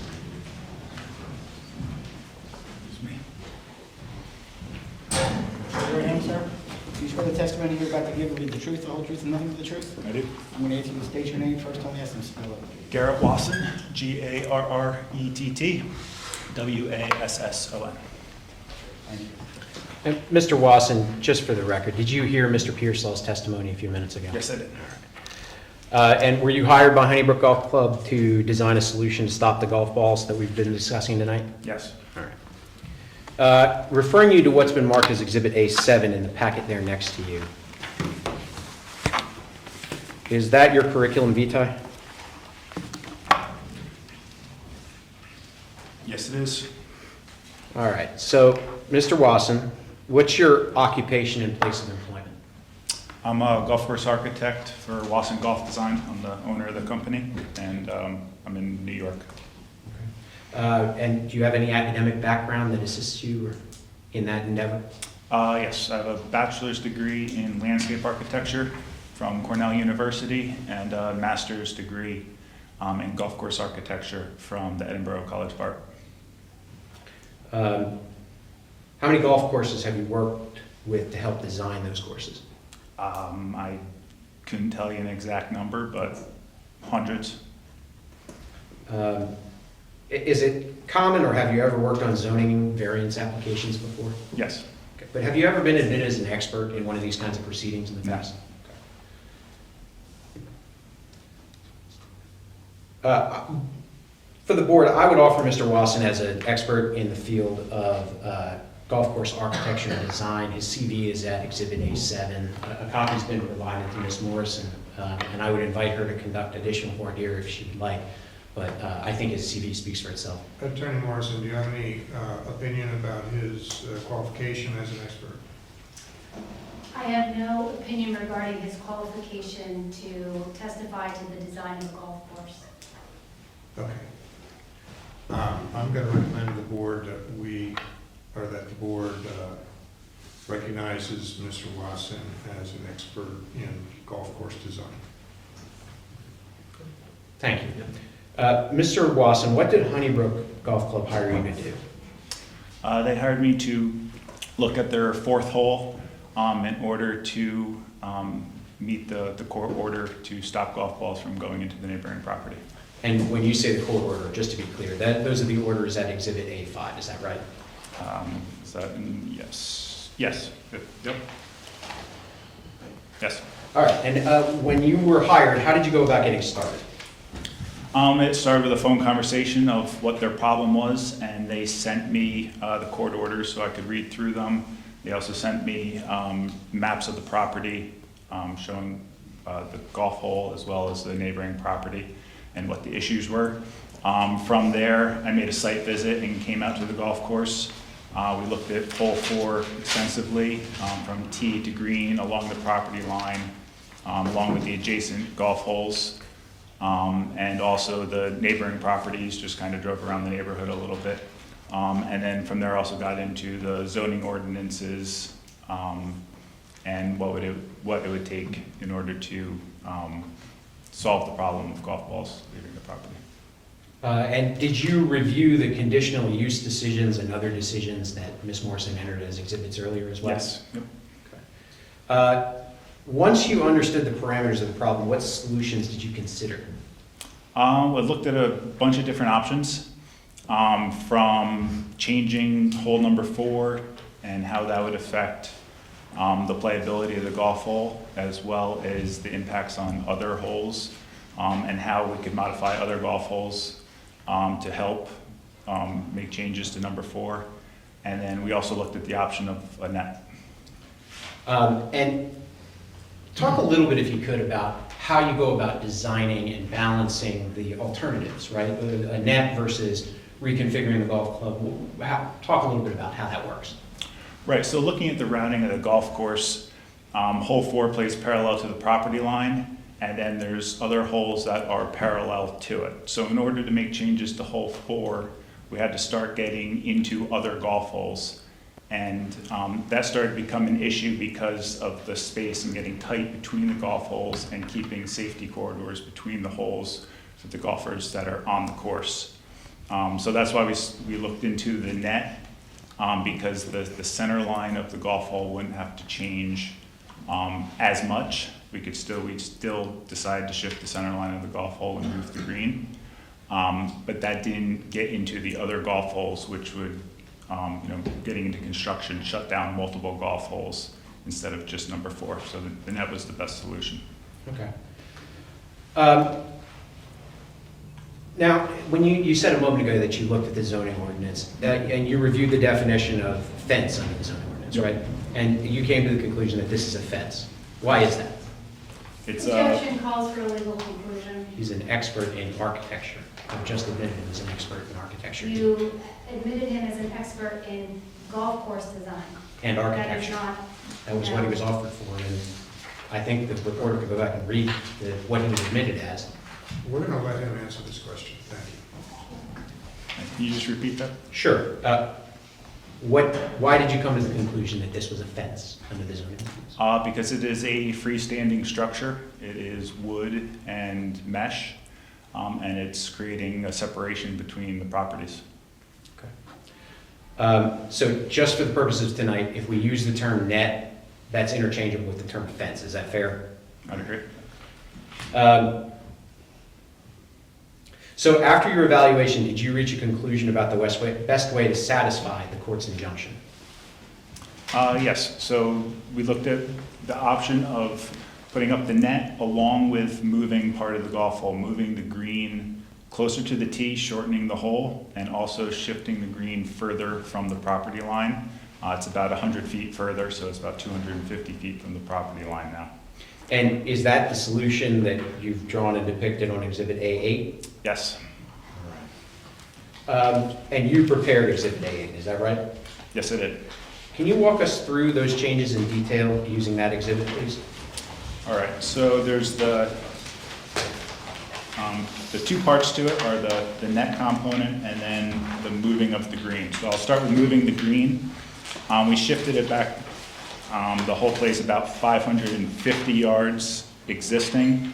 The hole is now going to play 490 yards, and moving it further from the property line.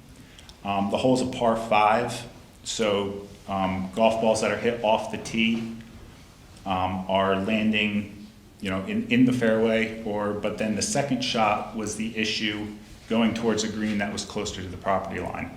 As you look at that, you can see that the property line turns in about the midpoint of the golf hole. And so that golf balls that were in the fairway shorter, or if they were missing right of the fairway, golfers would have to aim closer to that property line. So even though the center line of the golf hole meets the industry standards, when someone wasn't in the fairway and they were trying to cut that corner to get closer to the green with their next shot, that became the major issue with the second shot. So moving that green away from the property line and straightening that hole a little bit takes out that danger of that ball going to the right and leaving the property. On the tee shot, it was more about the net, because hole number 2 is to the left of hole number 4. And we couldn't push that tee shot too far left because it'd be a danger to hole number 2. So the net is there to really stop the tee shot from leaving the property. And that's why in the landing area of the golf hole, which is from the tee shot, that's why we step up the net to the 75-foot height to give a little more protection where the tee shot is going. All right, and if you wouldn't mind using sheet 4 of that A8, would you go through some of the dimensions? Because I think there was some confusion earlier about heights, spacing, and overall length. Yeah, so the net is 1,200 feet from the start of it to the end of it. It starts slightly in front of the back tee and continues to just beyond the back of the new green location. Not the existing green location, but the new green location. The first 250 feet is a 60-foot high net, and then for the next 400, it steps up to a 75-foot net. And then once it gets past that landing area, approximately 280 yards off the tee, it steps back down to the 60-foot net. And the poles are 50 foot on center. So just for coordination purposes, if I'm looking at sheet 3, Yes. the red line along the property boundary, that's the proposed fence, correct? It was what? That's the proposed fence? Yes.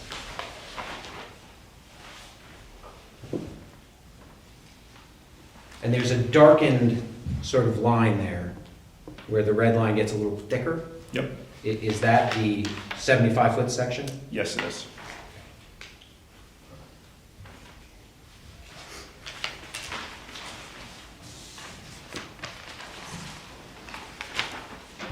I want to go back to the thing you said just a moment ago. When the golf club was constructed 20 years ago, was hole 4 properly designed? Yeah, it would meet the industry standards for golf course design, which is based on the center line of the golf hole. Does it meet those standards today? I don't think someone would design it the same way Why? now. The golf ball is traveling further. If you look at driving distances, most data is for the PGA Tour.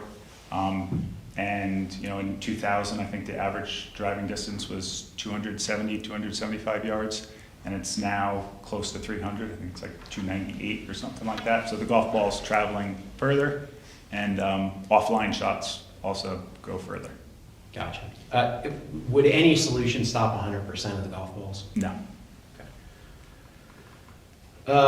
With your design for this solution, did you follow what is reasonable and customary in golf course design industry? Yes. And is this fence designed to the standard that's customary in that industry? Yes, it is.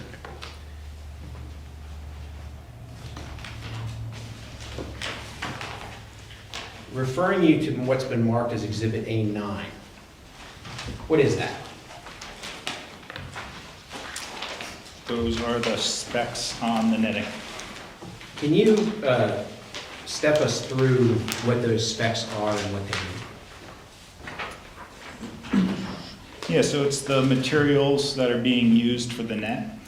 The netting itself, it doesn't look like this has the poles, but so it's the netting itself. It's a high-strength polyester netting with a UV treatment so it doesn't deteriorate. And then it also has the standard industry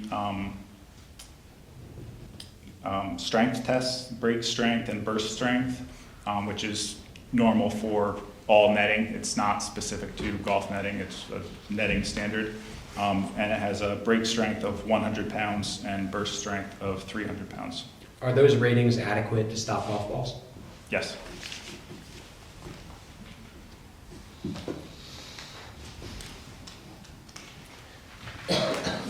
All right, let's talk about the zoning ordinance. I'm going to refer you to, I believe we have an exhibit already marked for this.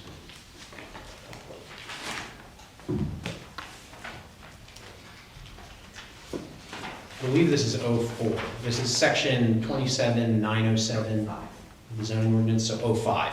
Pardon. Okay. And that would be there in front of you.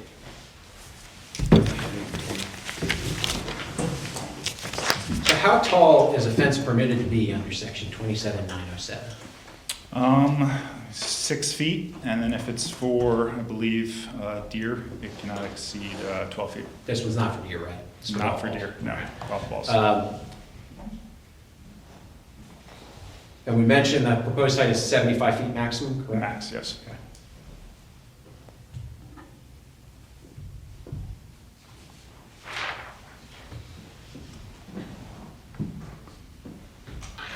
So in your opinion, did the golf club create this condition? No, they did not. How did this condition come to be?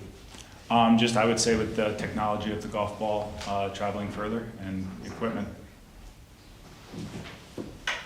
Is there anything unique about the configuration of hole 4 of the property itself that made it particularly challenging to design the solution? The way the property line comes in midway through the golf hole, that kind of created a pinch point, and that makes the condition worse for golf balls leaving the property. Based on your review of the zoning ordinance, is this use of the property going to change in any way that would violate the permitted uses of the property? No. What sort of zoning relief do you understand that we're asking for tonight? Dimensional for the height of the net. And it's your professional opinion that this configuration depicted in Exhibit A8 is necessary to stop golf balls from going into the adjoining property? Yes. In your opinion, is there any reason why this variance would be detrimental to public welfare? No. Is the height you've specified at 75 feet the minimum relief necessary to effectuate the solution we've discussed? Yes, it is. And that's why it also steps down outside of that landing area. Out of curiosity, how do you come to figure 75 feet? Like, how do you reach that conclusion? Experience and being on the golf course and working with other golf courses that have nets. But also you can look at golf ball data and height, max apex height of golf balls on the drive. And have you evaluated those sorts of data, apex height, shot location, and so forth, in preparing this plan? Yes.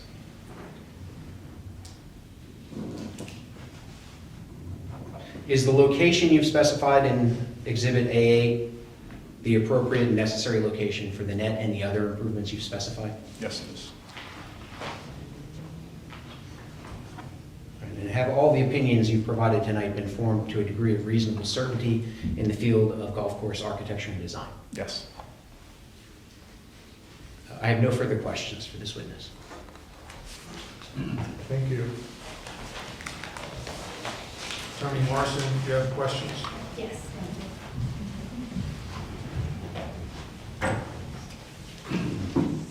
Good evening, how are you? Good. So I heard a little bit about your qualifications as a golf course design professional, but I didn't hear you speak to your experience as with respect to netting. So, let me ask you, have you been hired to testify at zoning hearing boards regarding the appropriateness of netting in the past? No. With respect to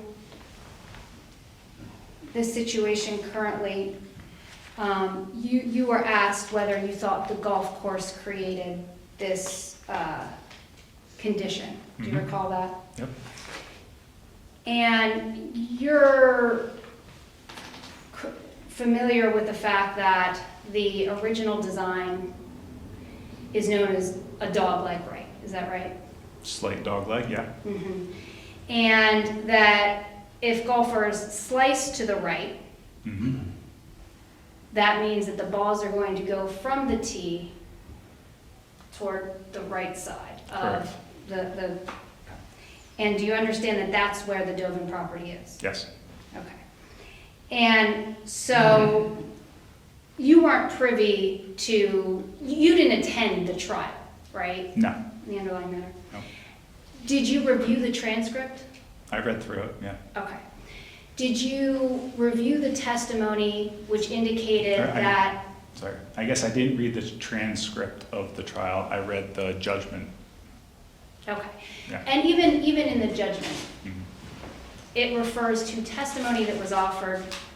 Well, so which judgment did you, I believe they were part of, let's see, the court orders, A5, I believe. so A1 at Exhibit C or subsection C, is that correct? Yes, which is A5, yep. Okay, and this is what it refers to as, it says upon consideration of plaintiff's preliminary, petition for preliminary injunction. Do you see that? Petition for, yep. Okay, and this is A5 in the record. And did you read all of the footnotes? I read it, I read all of these, when they first hired me. It was part of the study. If I could just bring your, okay. And do you understand, sorry, that this order entered what is known as a preliminary injunction? Yes, Do you understand that that was an order by the court based on findings made at the hearing that they had to stop what they were doing? yes. Honeybrook, okay. And if you look at footnote 3, in the second paragraph, it's the last paragraph on page 1 of A5, it says, the record clearly establishes the defendant golf course opened for operation in the year 2000 and that the Dovins had been complaining of golf balls trespassing and creating a nuisance on their property since 2001 or 2002. It says -2002, correct? Yes. So when you testified that this was created by changes in golf balls, that wouldn't account for trespasses when it was first designed, correct? Well, the idea is not to, or the net isn't going to stop 100% of the golf balls.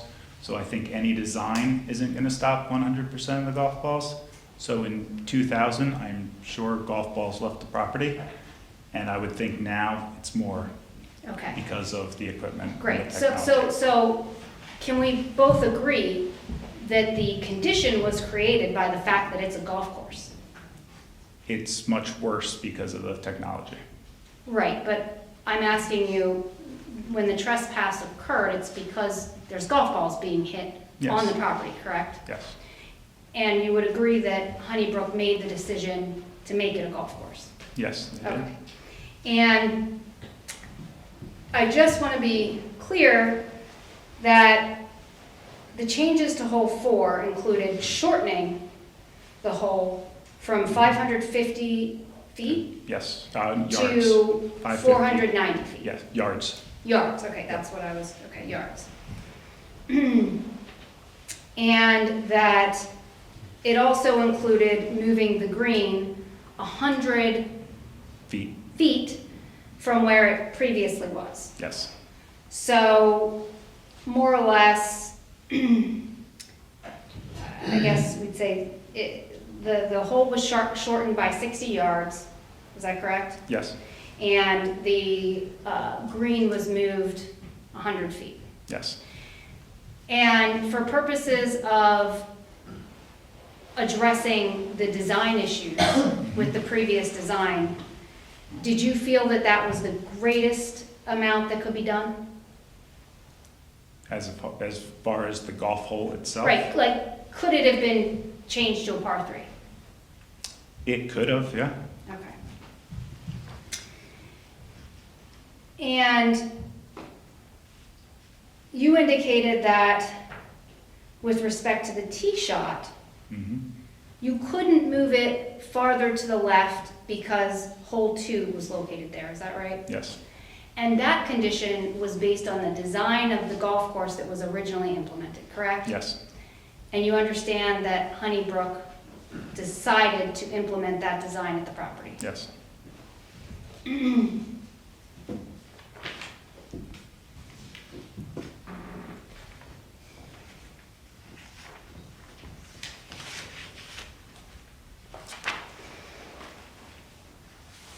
As a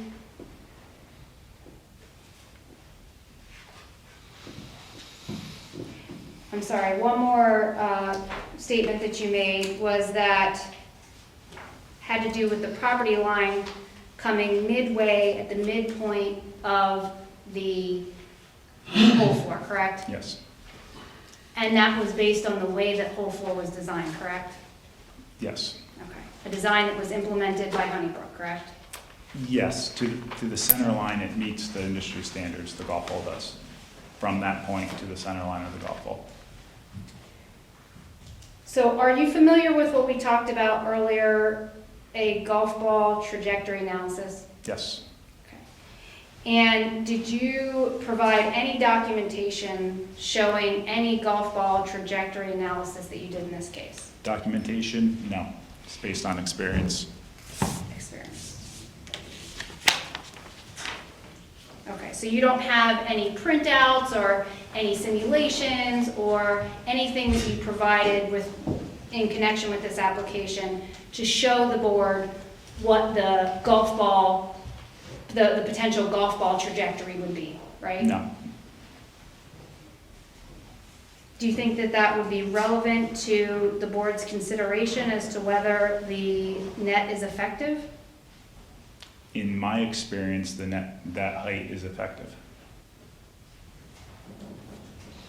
So you're making it 75 feet because that is effective? Yes, Okay. And not because you performed a golf ball trajectory analysis? no, I did not do an analysis. However, the amateur apex height of an average amateur is 75 feet. Thank you, no further questions.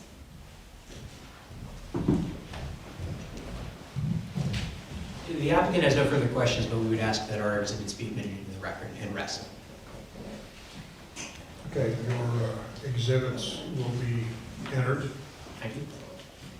as well as the objectors' exhibits will be entered.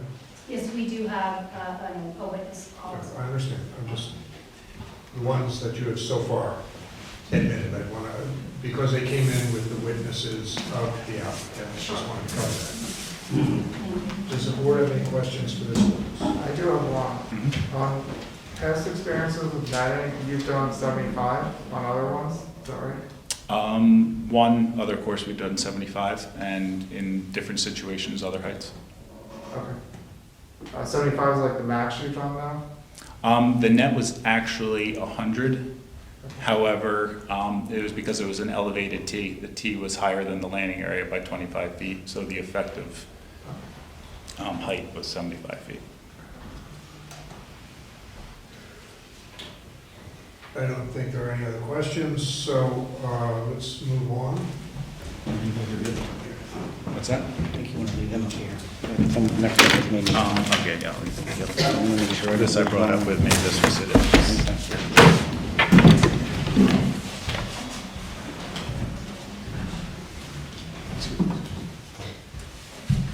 Do you have any other witnesses? No, the applicant rests. Okay. Attorney Morrison, do you have any witnesses? I do, thank you.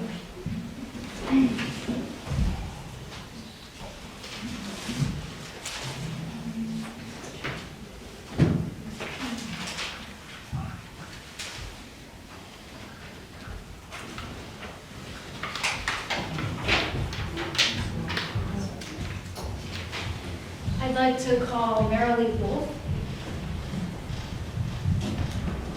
Raise your hand, ma'am. Do you swear the testimony you're about to give will be the truth? The whole truth, and nothing but the truth? Okay, just have a seat. And may I just spell your name and state it for me, please? Marilee, Marillee, last name Wolf, like the animal, Wolf. Thank you very much. Hi, Marilee. Thank you for being here tonight. Absolutely. Is it okay if I refer to you as Marilee? Please. And you just stated and spelled your name for the record. Can you also provide your address for the record? I will give you my work address. That's Compass Real Estate, 4 East Montgomery Avenue, Ardmore, PA, 19003. And Marilee, what is your profession? I'm a realtor, residential realtor. And do you work with a firm? Compass. And what kind of firm is that? Compass is a global real estate brokerage. And are you a licensed real estate agent Yes, I am. in Pennsylvania? Yes. And how long have you been a real estate agent? 21 years now. And do you practice in this area of Chester County? I do.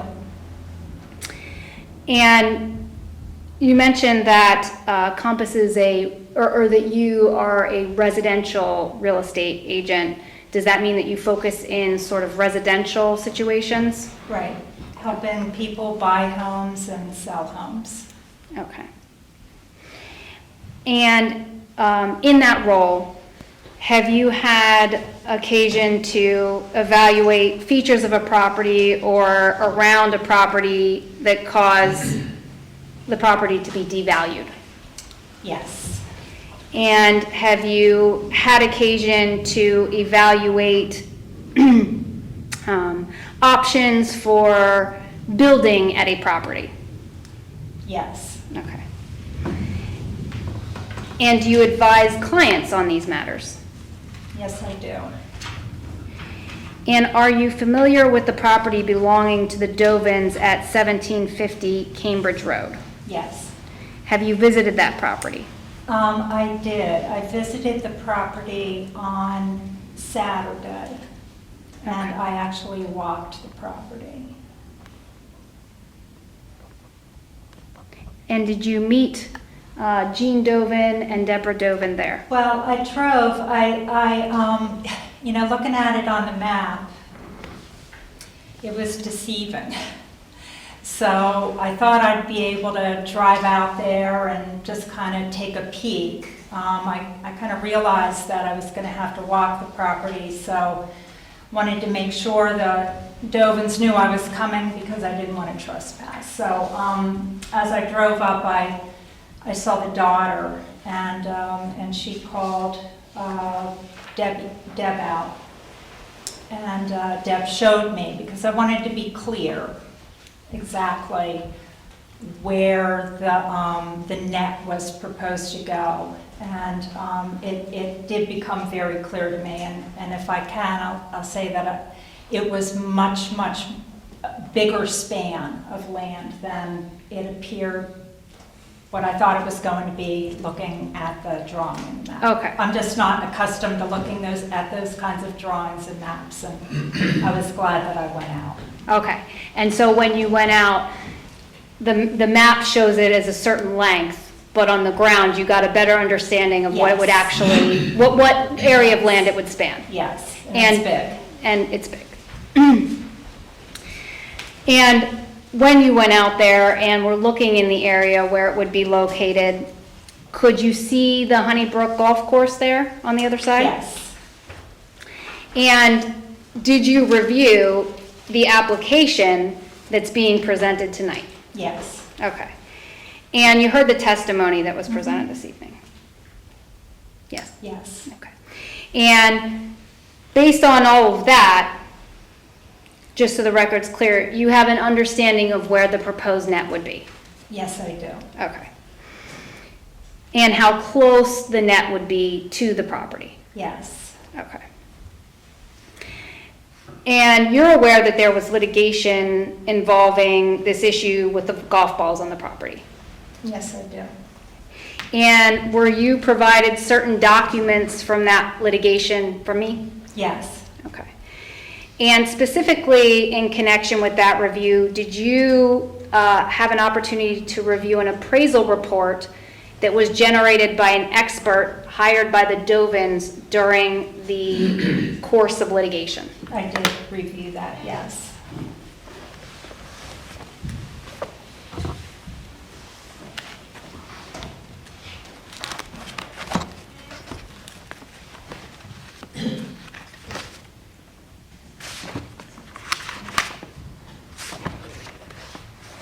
I believe this is objector 6.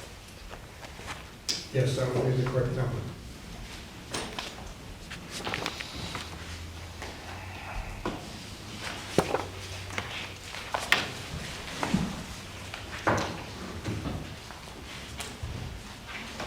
Thank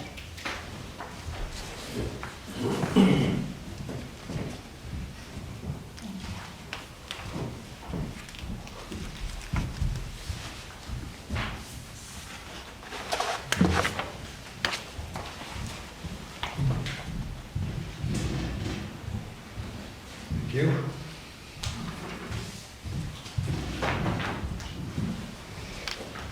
Is this the appraisal report that you reviewed? Yes, Okay. And this appraisal report indicates that it was prepared by Capstone Realty Associates, Inc., correct? correct, And the date of the appraisal is September 21, 2022, right? correct. And this appraisal report generally discusses the potential options for using the property and the devaluation or opined devaluation with the golf balls being on the property, correct? Correct. Specifically, I want to turn your attention to page 18 of the appraisal. And if you look about halfway down, it states, "It is our opinion that the highest and best use of the subject bulk land tract as vacant and as if unaffected by the neighboring golf course intrusion is for single-family detached use for 2 on-site estate lots or agricultural use of the entire tract, in both instances retaining all non-agricultural development rights." Did I read that correctly? Yes, I did. And as you mentioned to me during our conversation when I first spoke with you, do you have experience with kind of considering highest and best uses for properties? We do, and it's an overall, overarching concern in any kind of real estate of what is the highest and the best use of the land. If I can just talk a little bit about when I was there at the property. Right now, obviously, it's a field, it's a hay field, and while I was there were horses drawing a tractor and I think baling hay or something of the sort. And it occurred to me that that use right now has been unfortunately impaired by the golf course. Now, I don't have anything against golf courses. I come from a golfing family, but it's not this family's fault that these golf balls were coming onto their land. And it's not just a nuisance. I saw horses on the property. Horses can step on golf balls. Golf balls can get bound up into the hay, and the hay becomes unsalable.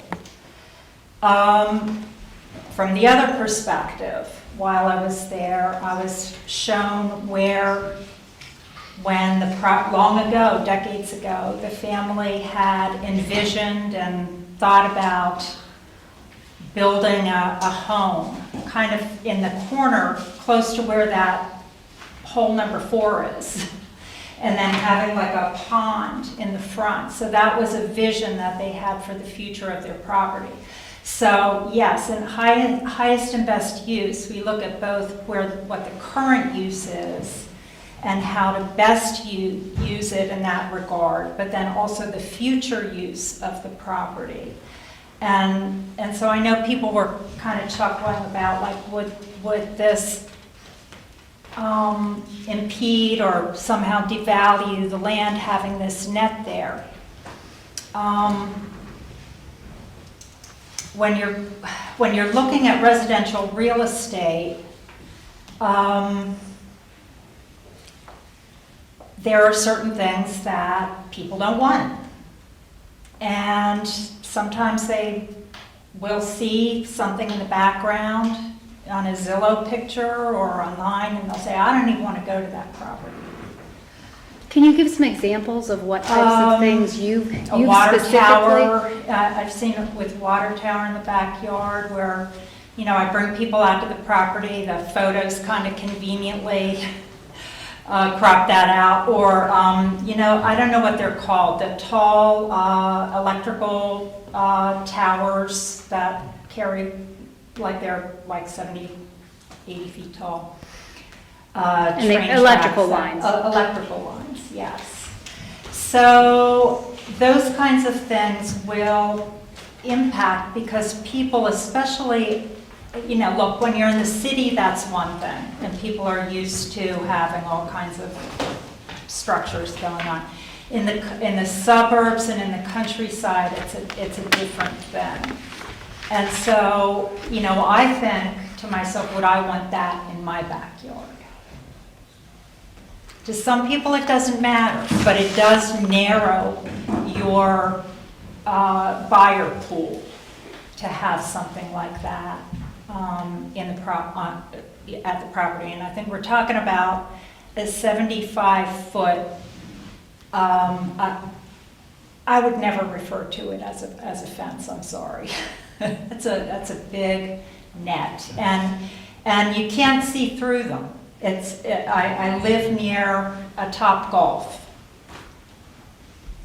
You can see that thing from a half a mile away. So when you say you can't see through them, they're clearly visible. They're visible. Very You can see through them, but they're visible, Yes. and they've got big holes, and so part of my job and why I'm here, and I have no financial stake in this game. Nobody's paying me to be here. Part of what I do is helping people maintain and increase the value of their property. And I took interest in this because I felt that there was a piece of property that suddenly was in a very unfortunate position, and it wasn't the property owner's fault. So let me ask you specifically, when you met, and you kind of alluded to this, but when you met with Jean and Deb, when they came out to the property, did they have occasion to tell you about their desire to use the property, to develop the property with a house? Yes. Okay. And you weren't at the trial of this matter? No. Okay.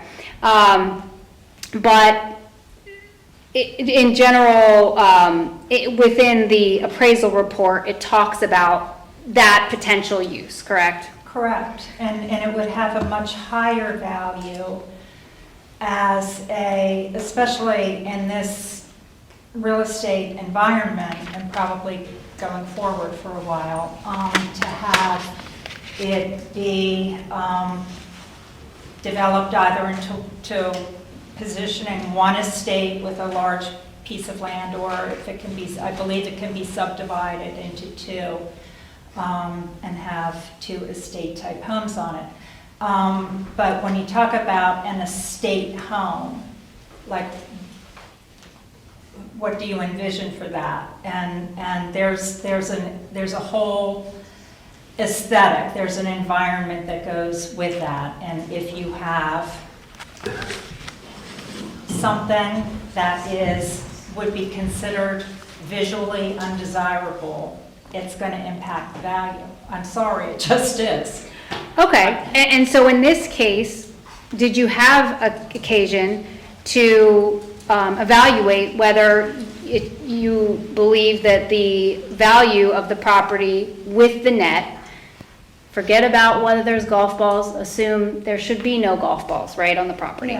Yeah. Okay, but just considering the net being there would cause a diminution in the value of the property? I would probably have people who would not come see it.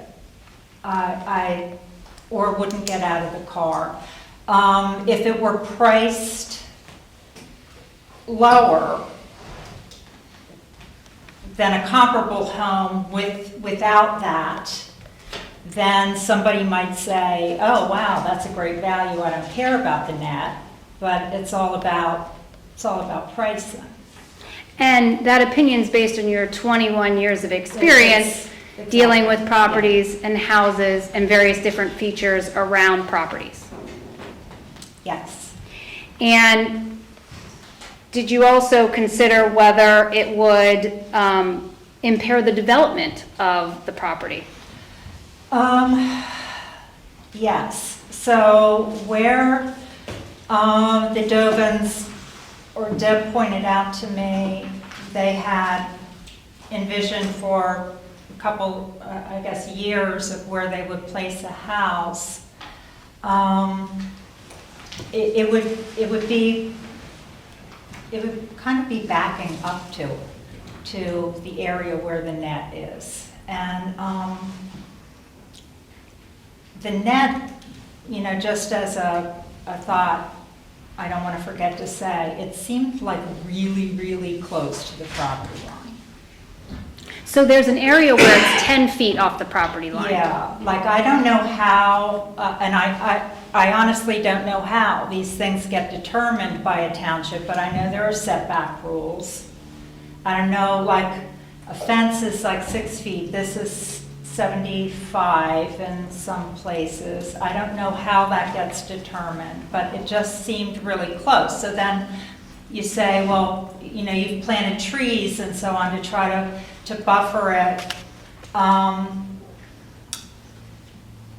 But 75, like I'm telling you, from living near that top golf, that it's really, really high. Mm-hmm. Actually, I'm driving here, I could see the top golf from the turnpike, and I was maybe a quarter mile away, and it's very visible. So I think that to answer your question, in terms of the placement of the house, that it would probably need to be positioned someplace else. And So, I mean, there's no doubt that they could place a house on the they property. could place a house on the property. Okay. Yeah. But just based on the desirability, the views, all of that would be affected. The location and developability of where to place the house would be affected by the netting being there. Yes. Okay. And the place that you're talking about, in that area, that's around where it makes that, past that curve, correct? Okay. So based on the diagram, I think I can safely say that that is an area where it's going to be 60 feet and 10 feet away from the property line. Does that seem right? Yes. Okay. And so having a 60-foot net 10 feet away from the property line, in your professional opinion, is that going to be difficult to design a house in the location where the Dovins indicated to you that they wanted to build the house? Yes. And if the net were moved farther away, would that impact your analysis in any way? I think that it would be helpful to have the net have a deeper setback away from the property line. It would certainly be helpful. I don't know how you hide that from the property because of the height. It would still be visible. It's still going to negatively change the opinion of somebody who might down the road want to buy that property.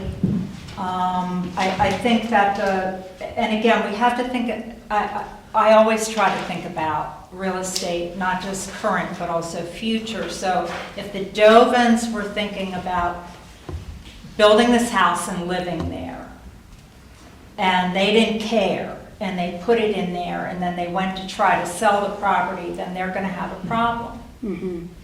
And they may have a lesser problem someplace else on the property, but I do believe that it will impact the value of the property overall, yeah. And just to be clear, so if it's currently an agricultural field, but if they developed it with a house, would you be an appropriate agent to sell that house, that parcel? Yes. Okay. And just so we're clear, you testified that you're not being paid for your testimony tonight, correct? Correct. But you were offered I to be was paid. offered, yeah. And before tonight, or before I first contacted you, did you know who I was? No, Did you know who the Dovins were? no, And do you recall that your name was through a realtor from the Harrisburg area? yes, And you and I had a conversation regarding this situation prior to you appearing today. yes, And I provided you with certain documentation. yes, you did. Do you feel that the opinions that you have given are based on your professional experience, your review of the documents, and are reasonably supported?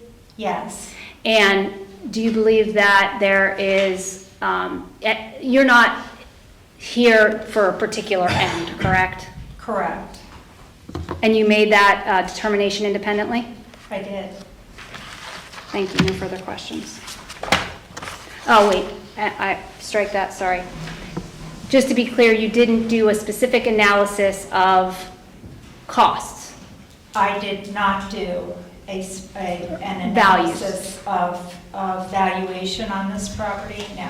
Okay, and that's because the property currently isn't developed as a residential space? Correct, and, go ahead. Do you understand, or what is your understanding from the Dovins as to why it's not currently developed in that manner? My understanding is because they have been unclear on, what the future of, what this outcome is going to be and where they would be able to place the house. And you're And whether or aware, not it would be, if they do subdivide, what the valuation of that would be. So they need to, they've put plans on hold for what they call like a retirement home. They put that on hold to be able to play this out and see what the outcome was going to be. That's my understanding. okay, and that relates to the golf balls? Correct. And now the net? Correct. Okay, thank you, no further questions. Thank you. Mr. Christakis? Thank you. Ross? Just a few questions. So, Ms. Wolf, I just want to make sure I understand your testimony. You're saying that the presence of a 75-foot structure at the property boundary is going to make it is going to reduce the property value of Ms. Dovin's property? I'm not sure I understood that answer, so I'll give you a chance to kind of explain it further. Is this a valuation thing? Is it creating challenges with development? Both? Can you explain that to me? It's a valuation thing. Okay. I would ask you if you would want something like that in your backyard. And you might not care, but there are a lot of people who will care. And Sure. it's my experience when I'm taking home buyers out that it's not just the house, it's the surroundings. Sure. Now, we talked before, you were saying, I think estate lots. In realtor parlance, what does that mean? A larger piece of land with a large home on it, but typically just a large piece of land. So when you discussed the development options with Ms. Dovin, how was she envisioning, it's 29.2 acres, how was she envisioning breaking up her land? Well, I have to be honest with you, it was a very informal, impromptu conversation. So Okay. there wasn't, any kind of, showing me drawings or anything like that. We were standing back toward the back of the property and just kind of, again, I have to say, it was like, I've never seen anything so picturesque as like these horses drawing this tractor. It was great. Yeah. But she pointed out that they had just kind of vaguely pointed to the back of the property where it kind of comes to this point and saying that they had envisioned putting a house down there. And I don't know, a big house, an estate house, a retirement house. And then that toward the front of the property, there's like a little lake and how picturesque that would be. And that was something that they had envisioned for their future. And it's, just to be clear, it's your testimony tonight that the presence of this proposed net is a problem because of its height and visibility? Well, yeah. Okay, all right. Yeah, I am. When you- And how close it's being proposed to be to the property line. It wouldn't bother some people. Most people, it's going to bother. And I think that, personally, it would bother me. I wouldn't want it there. I know just from experience of 21 years and working with hundreds and hundreds of home buyers, multi-million-dollar all the way to, $100,000 homes, they care about what is surrounding their property because they know that it's going to affect the value. Now, where it might not concern them is if they can afford here, and usually that kind of house is here, but now it's here because of some kind of detriment. So when you conducted this kind of informal analysis, did you look at what zoning district the property is located in? No. Okay. So wouldn't the zoning district inform what uses could occur around the subject properties that you're talking about?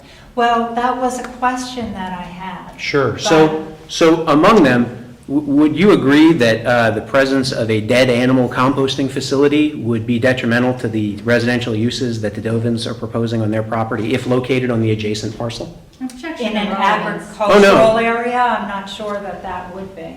That might be normal. So that's a permitted use in the agricultural district by special exception from this board. How about agricultural uses? Are you aware what the maximum height of an agricultural building is in Honeybrook Township? Is a net considered an agricultural building? No, but a silo would be, and it would be permitted on the property. So Okay. if I told you that could be up to 80 feet tall, would that surprise you? I'm going to have to stop you because a silo doesn't span. How long is that?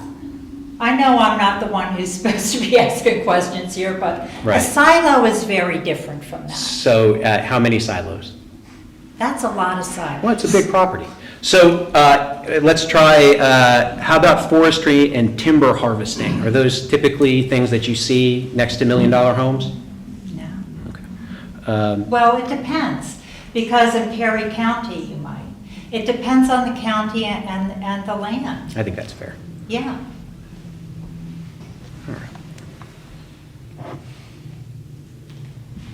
I have no further questions for this witness. You have some redirect? Yes, thank you. Just to be clear, we're here, what you evaluated was a net, correct? Correct. So you didn't look at how many silos could be built or animal Yeah, but I saw or anything? silos. I mean, I saw silos around, but to my point, you're not going to put a row of silos this length. You're just not. Okay. And you were asked about whether this was an evaluation or a development thing. And I think that question might have been somewhat misleading. So during your initial testimony, we talked about the effect that having the net there would have on the development. Do you recall that? Mm-hmm. Yes? Yes. Okay. And so in terms of the developability, let's put it that way, I don't even know if that's a word, of the property, is where things can be best located on the property, where things can be developed on the property. Is that going to be affected by the presence, height, and location of the net? Yes, and if I can just kind of extrapolate this into like a builder development, like a bigger development. Something like Fire Station or Windsor Ridge or something like that in Chester Springs. You have premium lots, right? And the premium lots are going to have the best view. They're going to back up to the best stuff. And then you got the lower end lots. And the lower end lots are next to the retaining basin or something else, or the big electrical box. And those are So things that that's- a developer takes into consideration. Yeah, and so that's my thinking with this, that it's kind of the same thing, but just on a more localized scale of two parcels, and where now the houses would go to mitigate a negative view or any kind of, not even, if it were a different lot from this, any kind of view or element in the lot that would not be desirable. Even if they possibly could be located there, right? Correct. I mean, Yeah. it's possible that they can't be located other than next to the net. Right. Thank you. No further questions. Thank you. Attorney Morrison, do you have any more witnesses? Should I No, ask a thank you. question? Oh, yeah, if you would please, Marilee, can you stick around? We have a question from the board. Thank you. Sure. Sorry. That's fine. Thank you for coming back. So coming into the area, basically just the way I understand it, within like a week, not knowing nothing of the area, and being concerned of this net that could possibly or could possibly not be installed on the golf course to reduce the value of the property.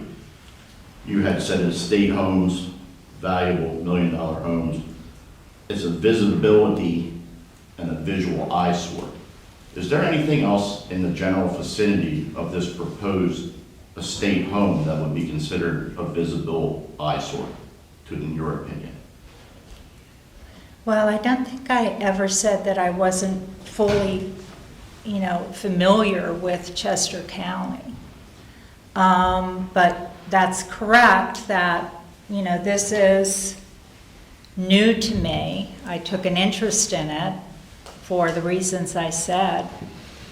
I've driven around, I took time driving around.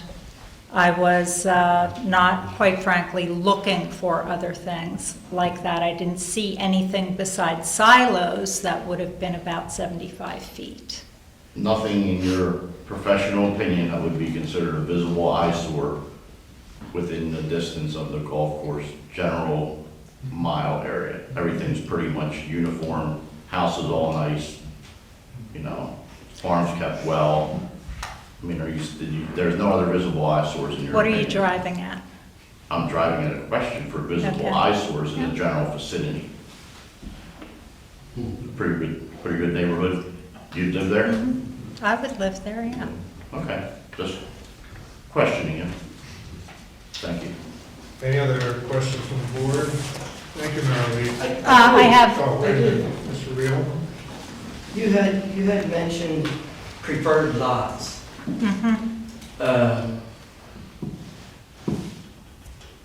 I played with some real estate in the past, never was a licensed realtor, and still currently am not, but in your opinion, a lot next to a golf course is usually priced higher, is it not?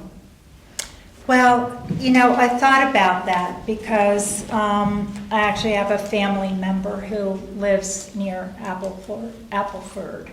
And the difference is that the holes are configured such that there's not, at least where they are, there aren't balls coming onto the land. There's no big net. And there's a big buffer zone. Like there's a really big buffer zone. So yeah, I mean, a golf course can be a beautiful thing. I think in this instance, it's unfortunate. It really is. It's not the Dovins' fault. It's, you know, these guys wanted to make a nice golf course. I like golfing. But the positioning of the hole is such that the balls weren't just landing in a vacant lot. It was a lot that was being used for agriculture, for hay.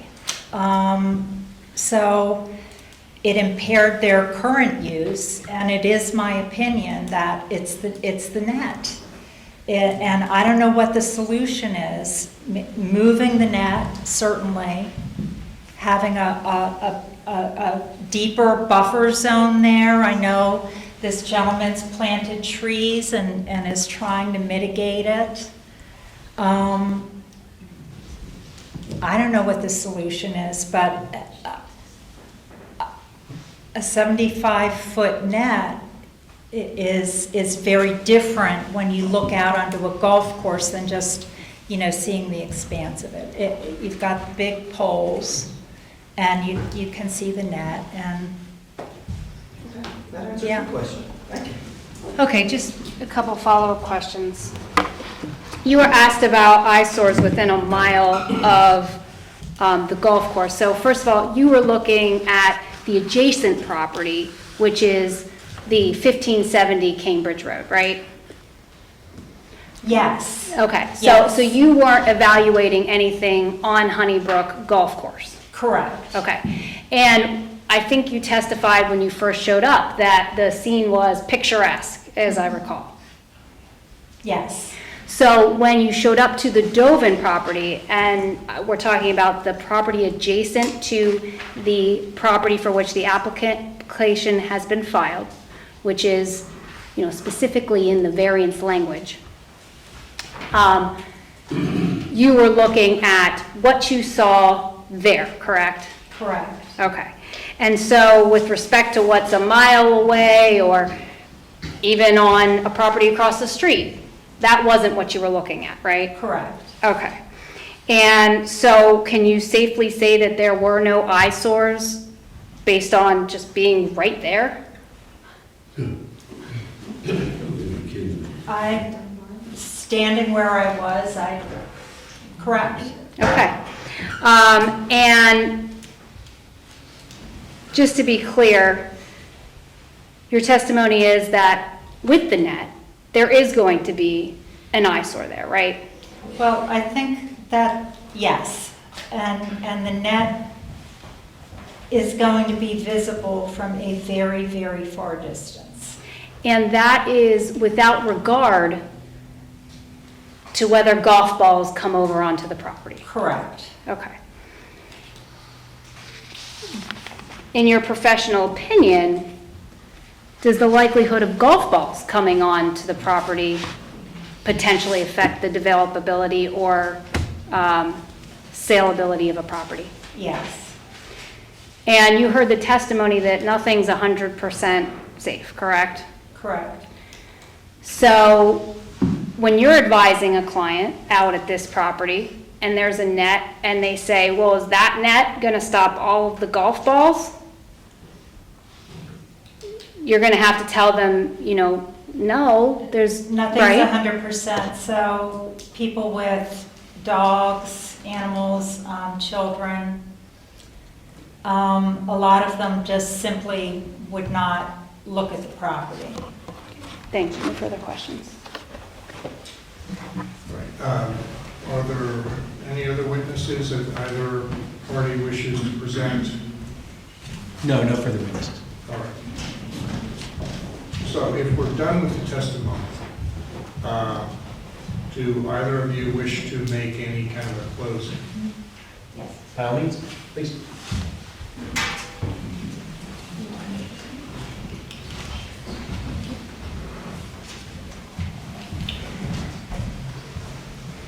So I just heard somebody whisper, this is going to be long. And I also have heard many chuckles throughout the course of the presentation tonight, even from the board itself.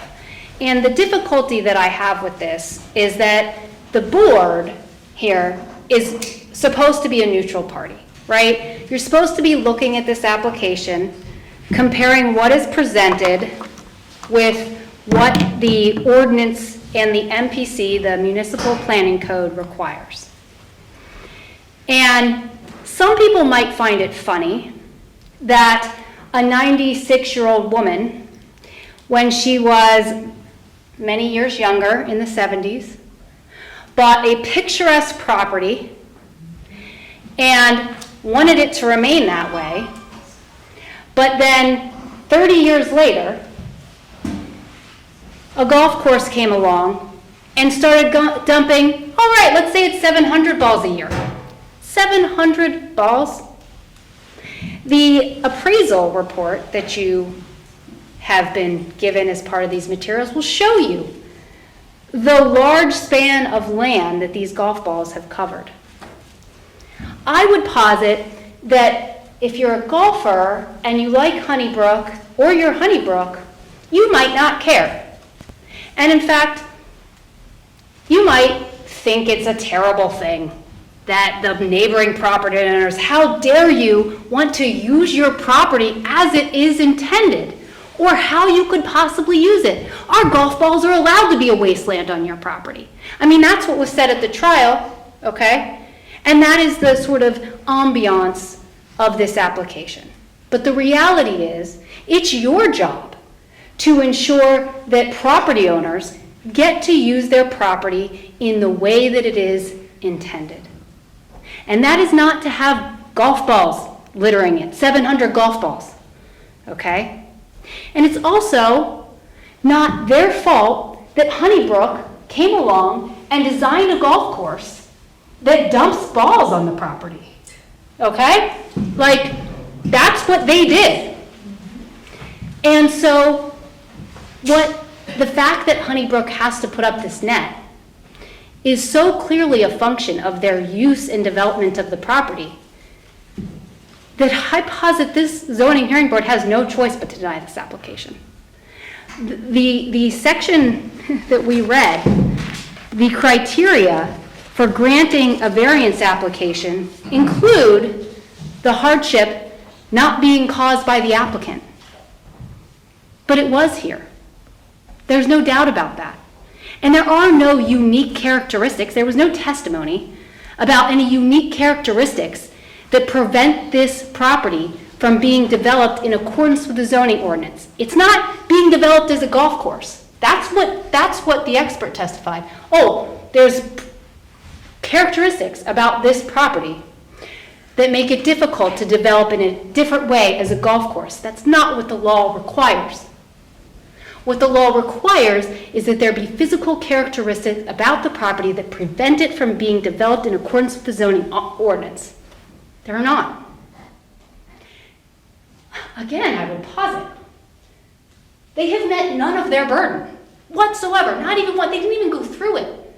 They didn't even sit here and actually review the elements of what is required under the zoning ordinance to have a variance, and they didn't present any evidence. All they did was say, hey, the court told us we have to put up a net or something. So we're here to tell you we have a hardship and you should let us build this 75 to 60 foot net right along the property line. So there was no testimony about them even working with the Dovins on this. Why? Because there was none. There seems to be this idea that the Dovins are being extraordinarily unreasonable. But what you have before you, these orders, talk about 20 years of the Dovins coming to them, to the Honeybrook. Please stop, please do something to stop, please put up a net, right?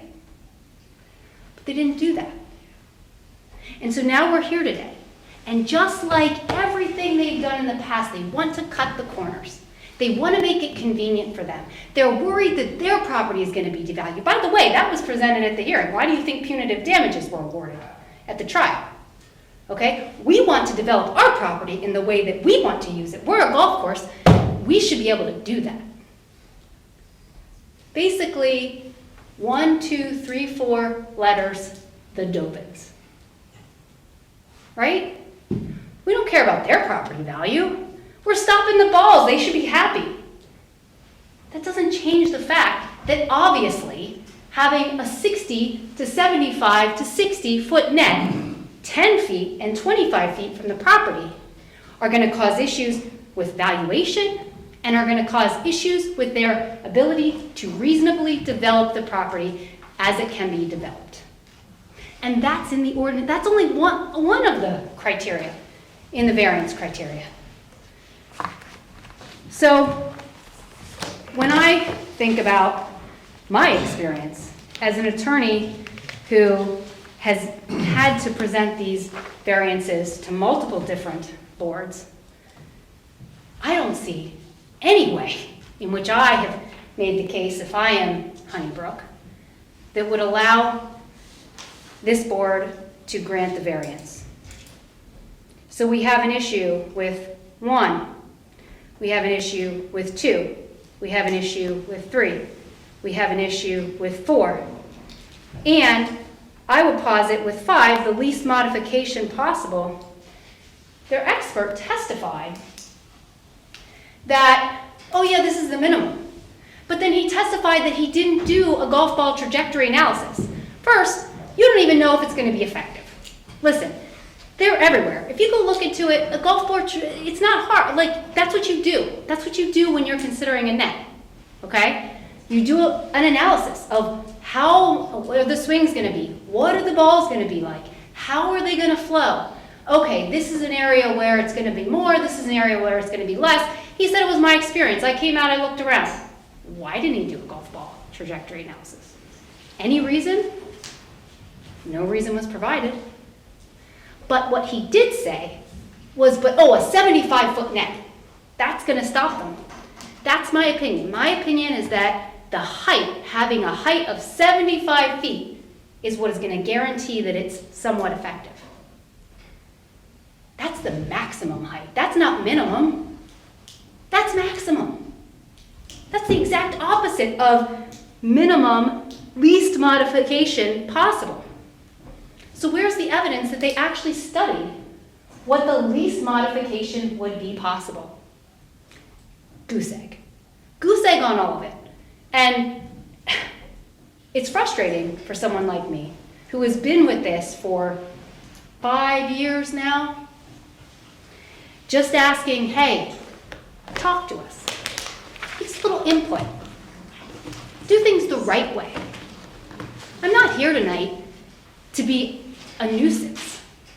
I'm here because they have created a nuisance and they refuse to actually go through the necessary steps to get to the relief they need. And if this zoning hearing board grants this application, it's going to be in opposition to everything I know about the requirements for granting a variance.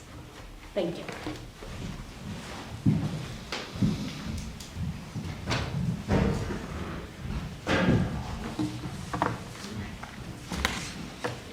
So I want to thank the board for your time tonight.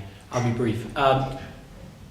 Ms. Morrison listed or mentioned the factors under PA law. What you failed to mention is that this is a dimensional variance request. This is not a request to change the way the property is being used. We're not substantially changing anything related to the conditional use or who the club can serve food or liquor to on the premises. We're asking for a fence. We're asking for a tall fence, admittedly, but it's a fence. We have ample justification for why that fence is necessary. Why that fence is not the product of my client's behavior. It's actually the product of them operating the golf course the way it should have been designed 20 years ago, and the advents in technology have resulted in increased golf balls going into the neighbor's property. Now, there was a lot of discussion tonight about the prior litigation between the parties in the past. None of that really matters now. Ms. Dobin has been made whole for the trespass and the diminution in value that occurred on her property over those years. That's been resolved. She has been paid in full for those damages. So to hear it tonight is a little frustrating that that would come up again, because she's been compensated for that loss. Going forward, you heard testimony tonight about an appraisal. Man, I wish I could go back and sell my house for what I would have gotten in 2022. Right? This appraisal is 3 years old. It was probably worthwhile when it was conducted, but now it's not worth anything. It doesn't serve as evidence of anything other than what was said 3 years ago about the valuation of this property. The testimony from their expert tonight was that she didn't even know what zoning district the property was located in. How on earth can we opine about the uses of the adjoining property if you haven't even looked at what would be permitted by right? I mentioned the dead animal composting facility. That's permitted by special exception. And I'm going to go out on a limb and say that this board might not grant that in every situation. But an agricultural use is permitted by right, and I can erect an 80-foot tall silo by right. You gotta slow down. I'm sorry, Mark, I'll slow down. So an 80-foot silo could be erected by right. The testimony tonight that the net will adversely affect the view shed from their property is probably well-founded. I can't argue with that. Just like a silo or another agricultural improvement might adversely affect the view shed from a residential parcel. That's not a basis to deny a variance request. In fact, the variance request that's before the board tonight would ameliorate the problems that they've identified. The 700 balls a year or 1,000 balls a year. This net would solve that problem. So it's a little beyond me why that's even at issue tonight. How many golf balls there used to be going. That is our hardship. That's the very essence of the case tonight, is that those golf balls are going to be stopped by this net. The elements. You heard testimony tonight from our expert that there are unique physical circumstances related to hole number 4. The narrowness, its location next to the property line, the way the property was laid out 20 years ago, appropriately, approved by the township by conditional use. That configuration, that existing configuration, that's a valid basis for a variance under Pennsylvania law. Moreover, we're not required to prove that this is the only way that this could be accomplished. Under Hertzberg, all we have to prove is that this is the least bad way to do it. This is the ideal or the best approach. That doesn't require us to demonstrate to the exclusion of all other possibilities that this is the only way the property can be developed. This is dimensional. We're asking for a tall fence. We're not asking to change the use of the property. So on that basis, I posit that the applicant has met its burden. They have demonstrated everything that they need to under both the MPC and the township's ordinance, and we respectfully suggest that this relief ought to be granted tonight. Thank you. Thank you.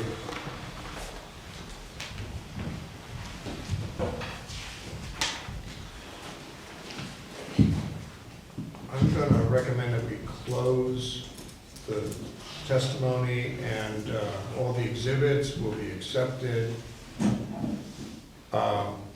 There is a procedure that this township has for accepting public comment, but that will not be evidence. It's just a sunshine law item. So before we get into that, and I'm not going to ask Mark to transcribe that public comment.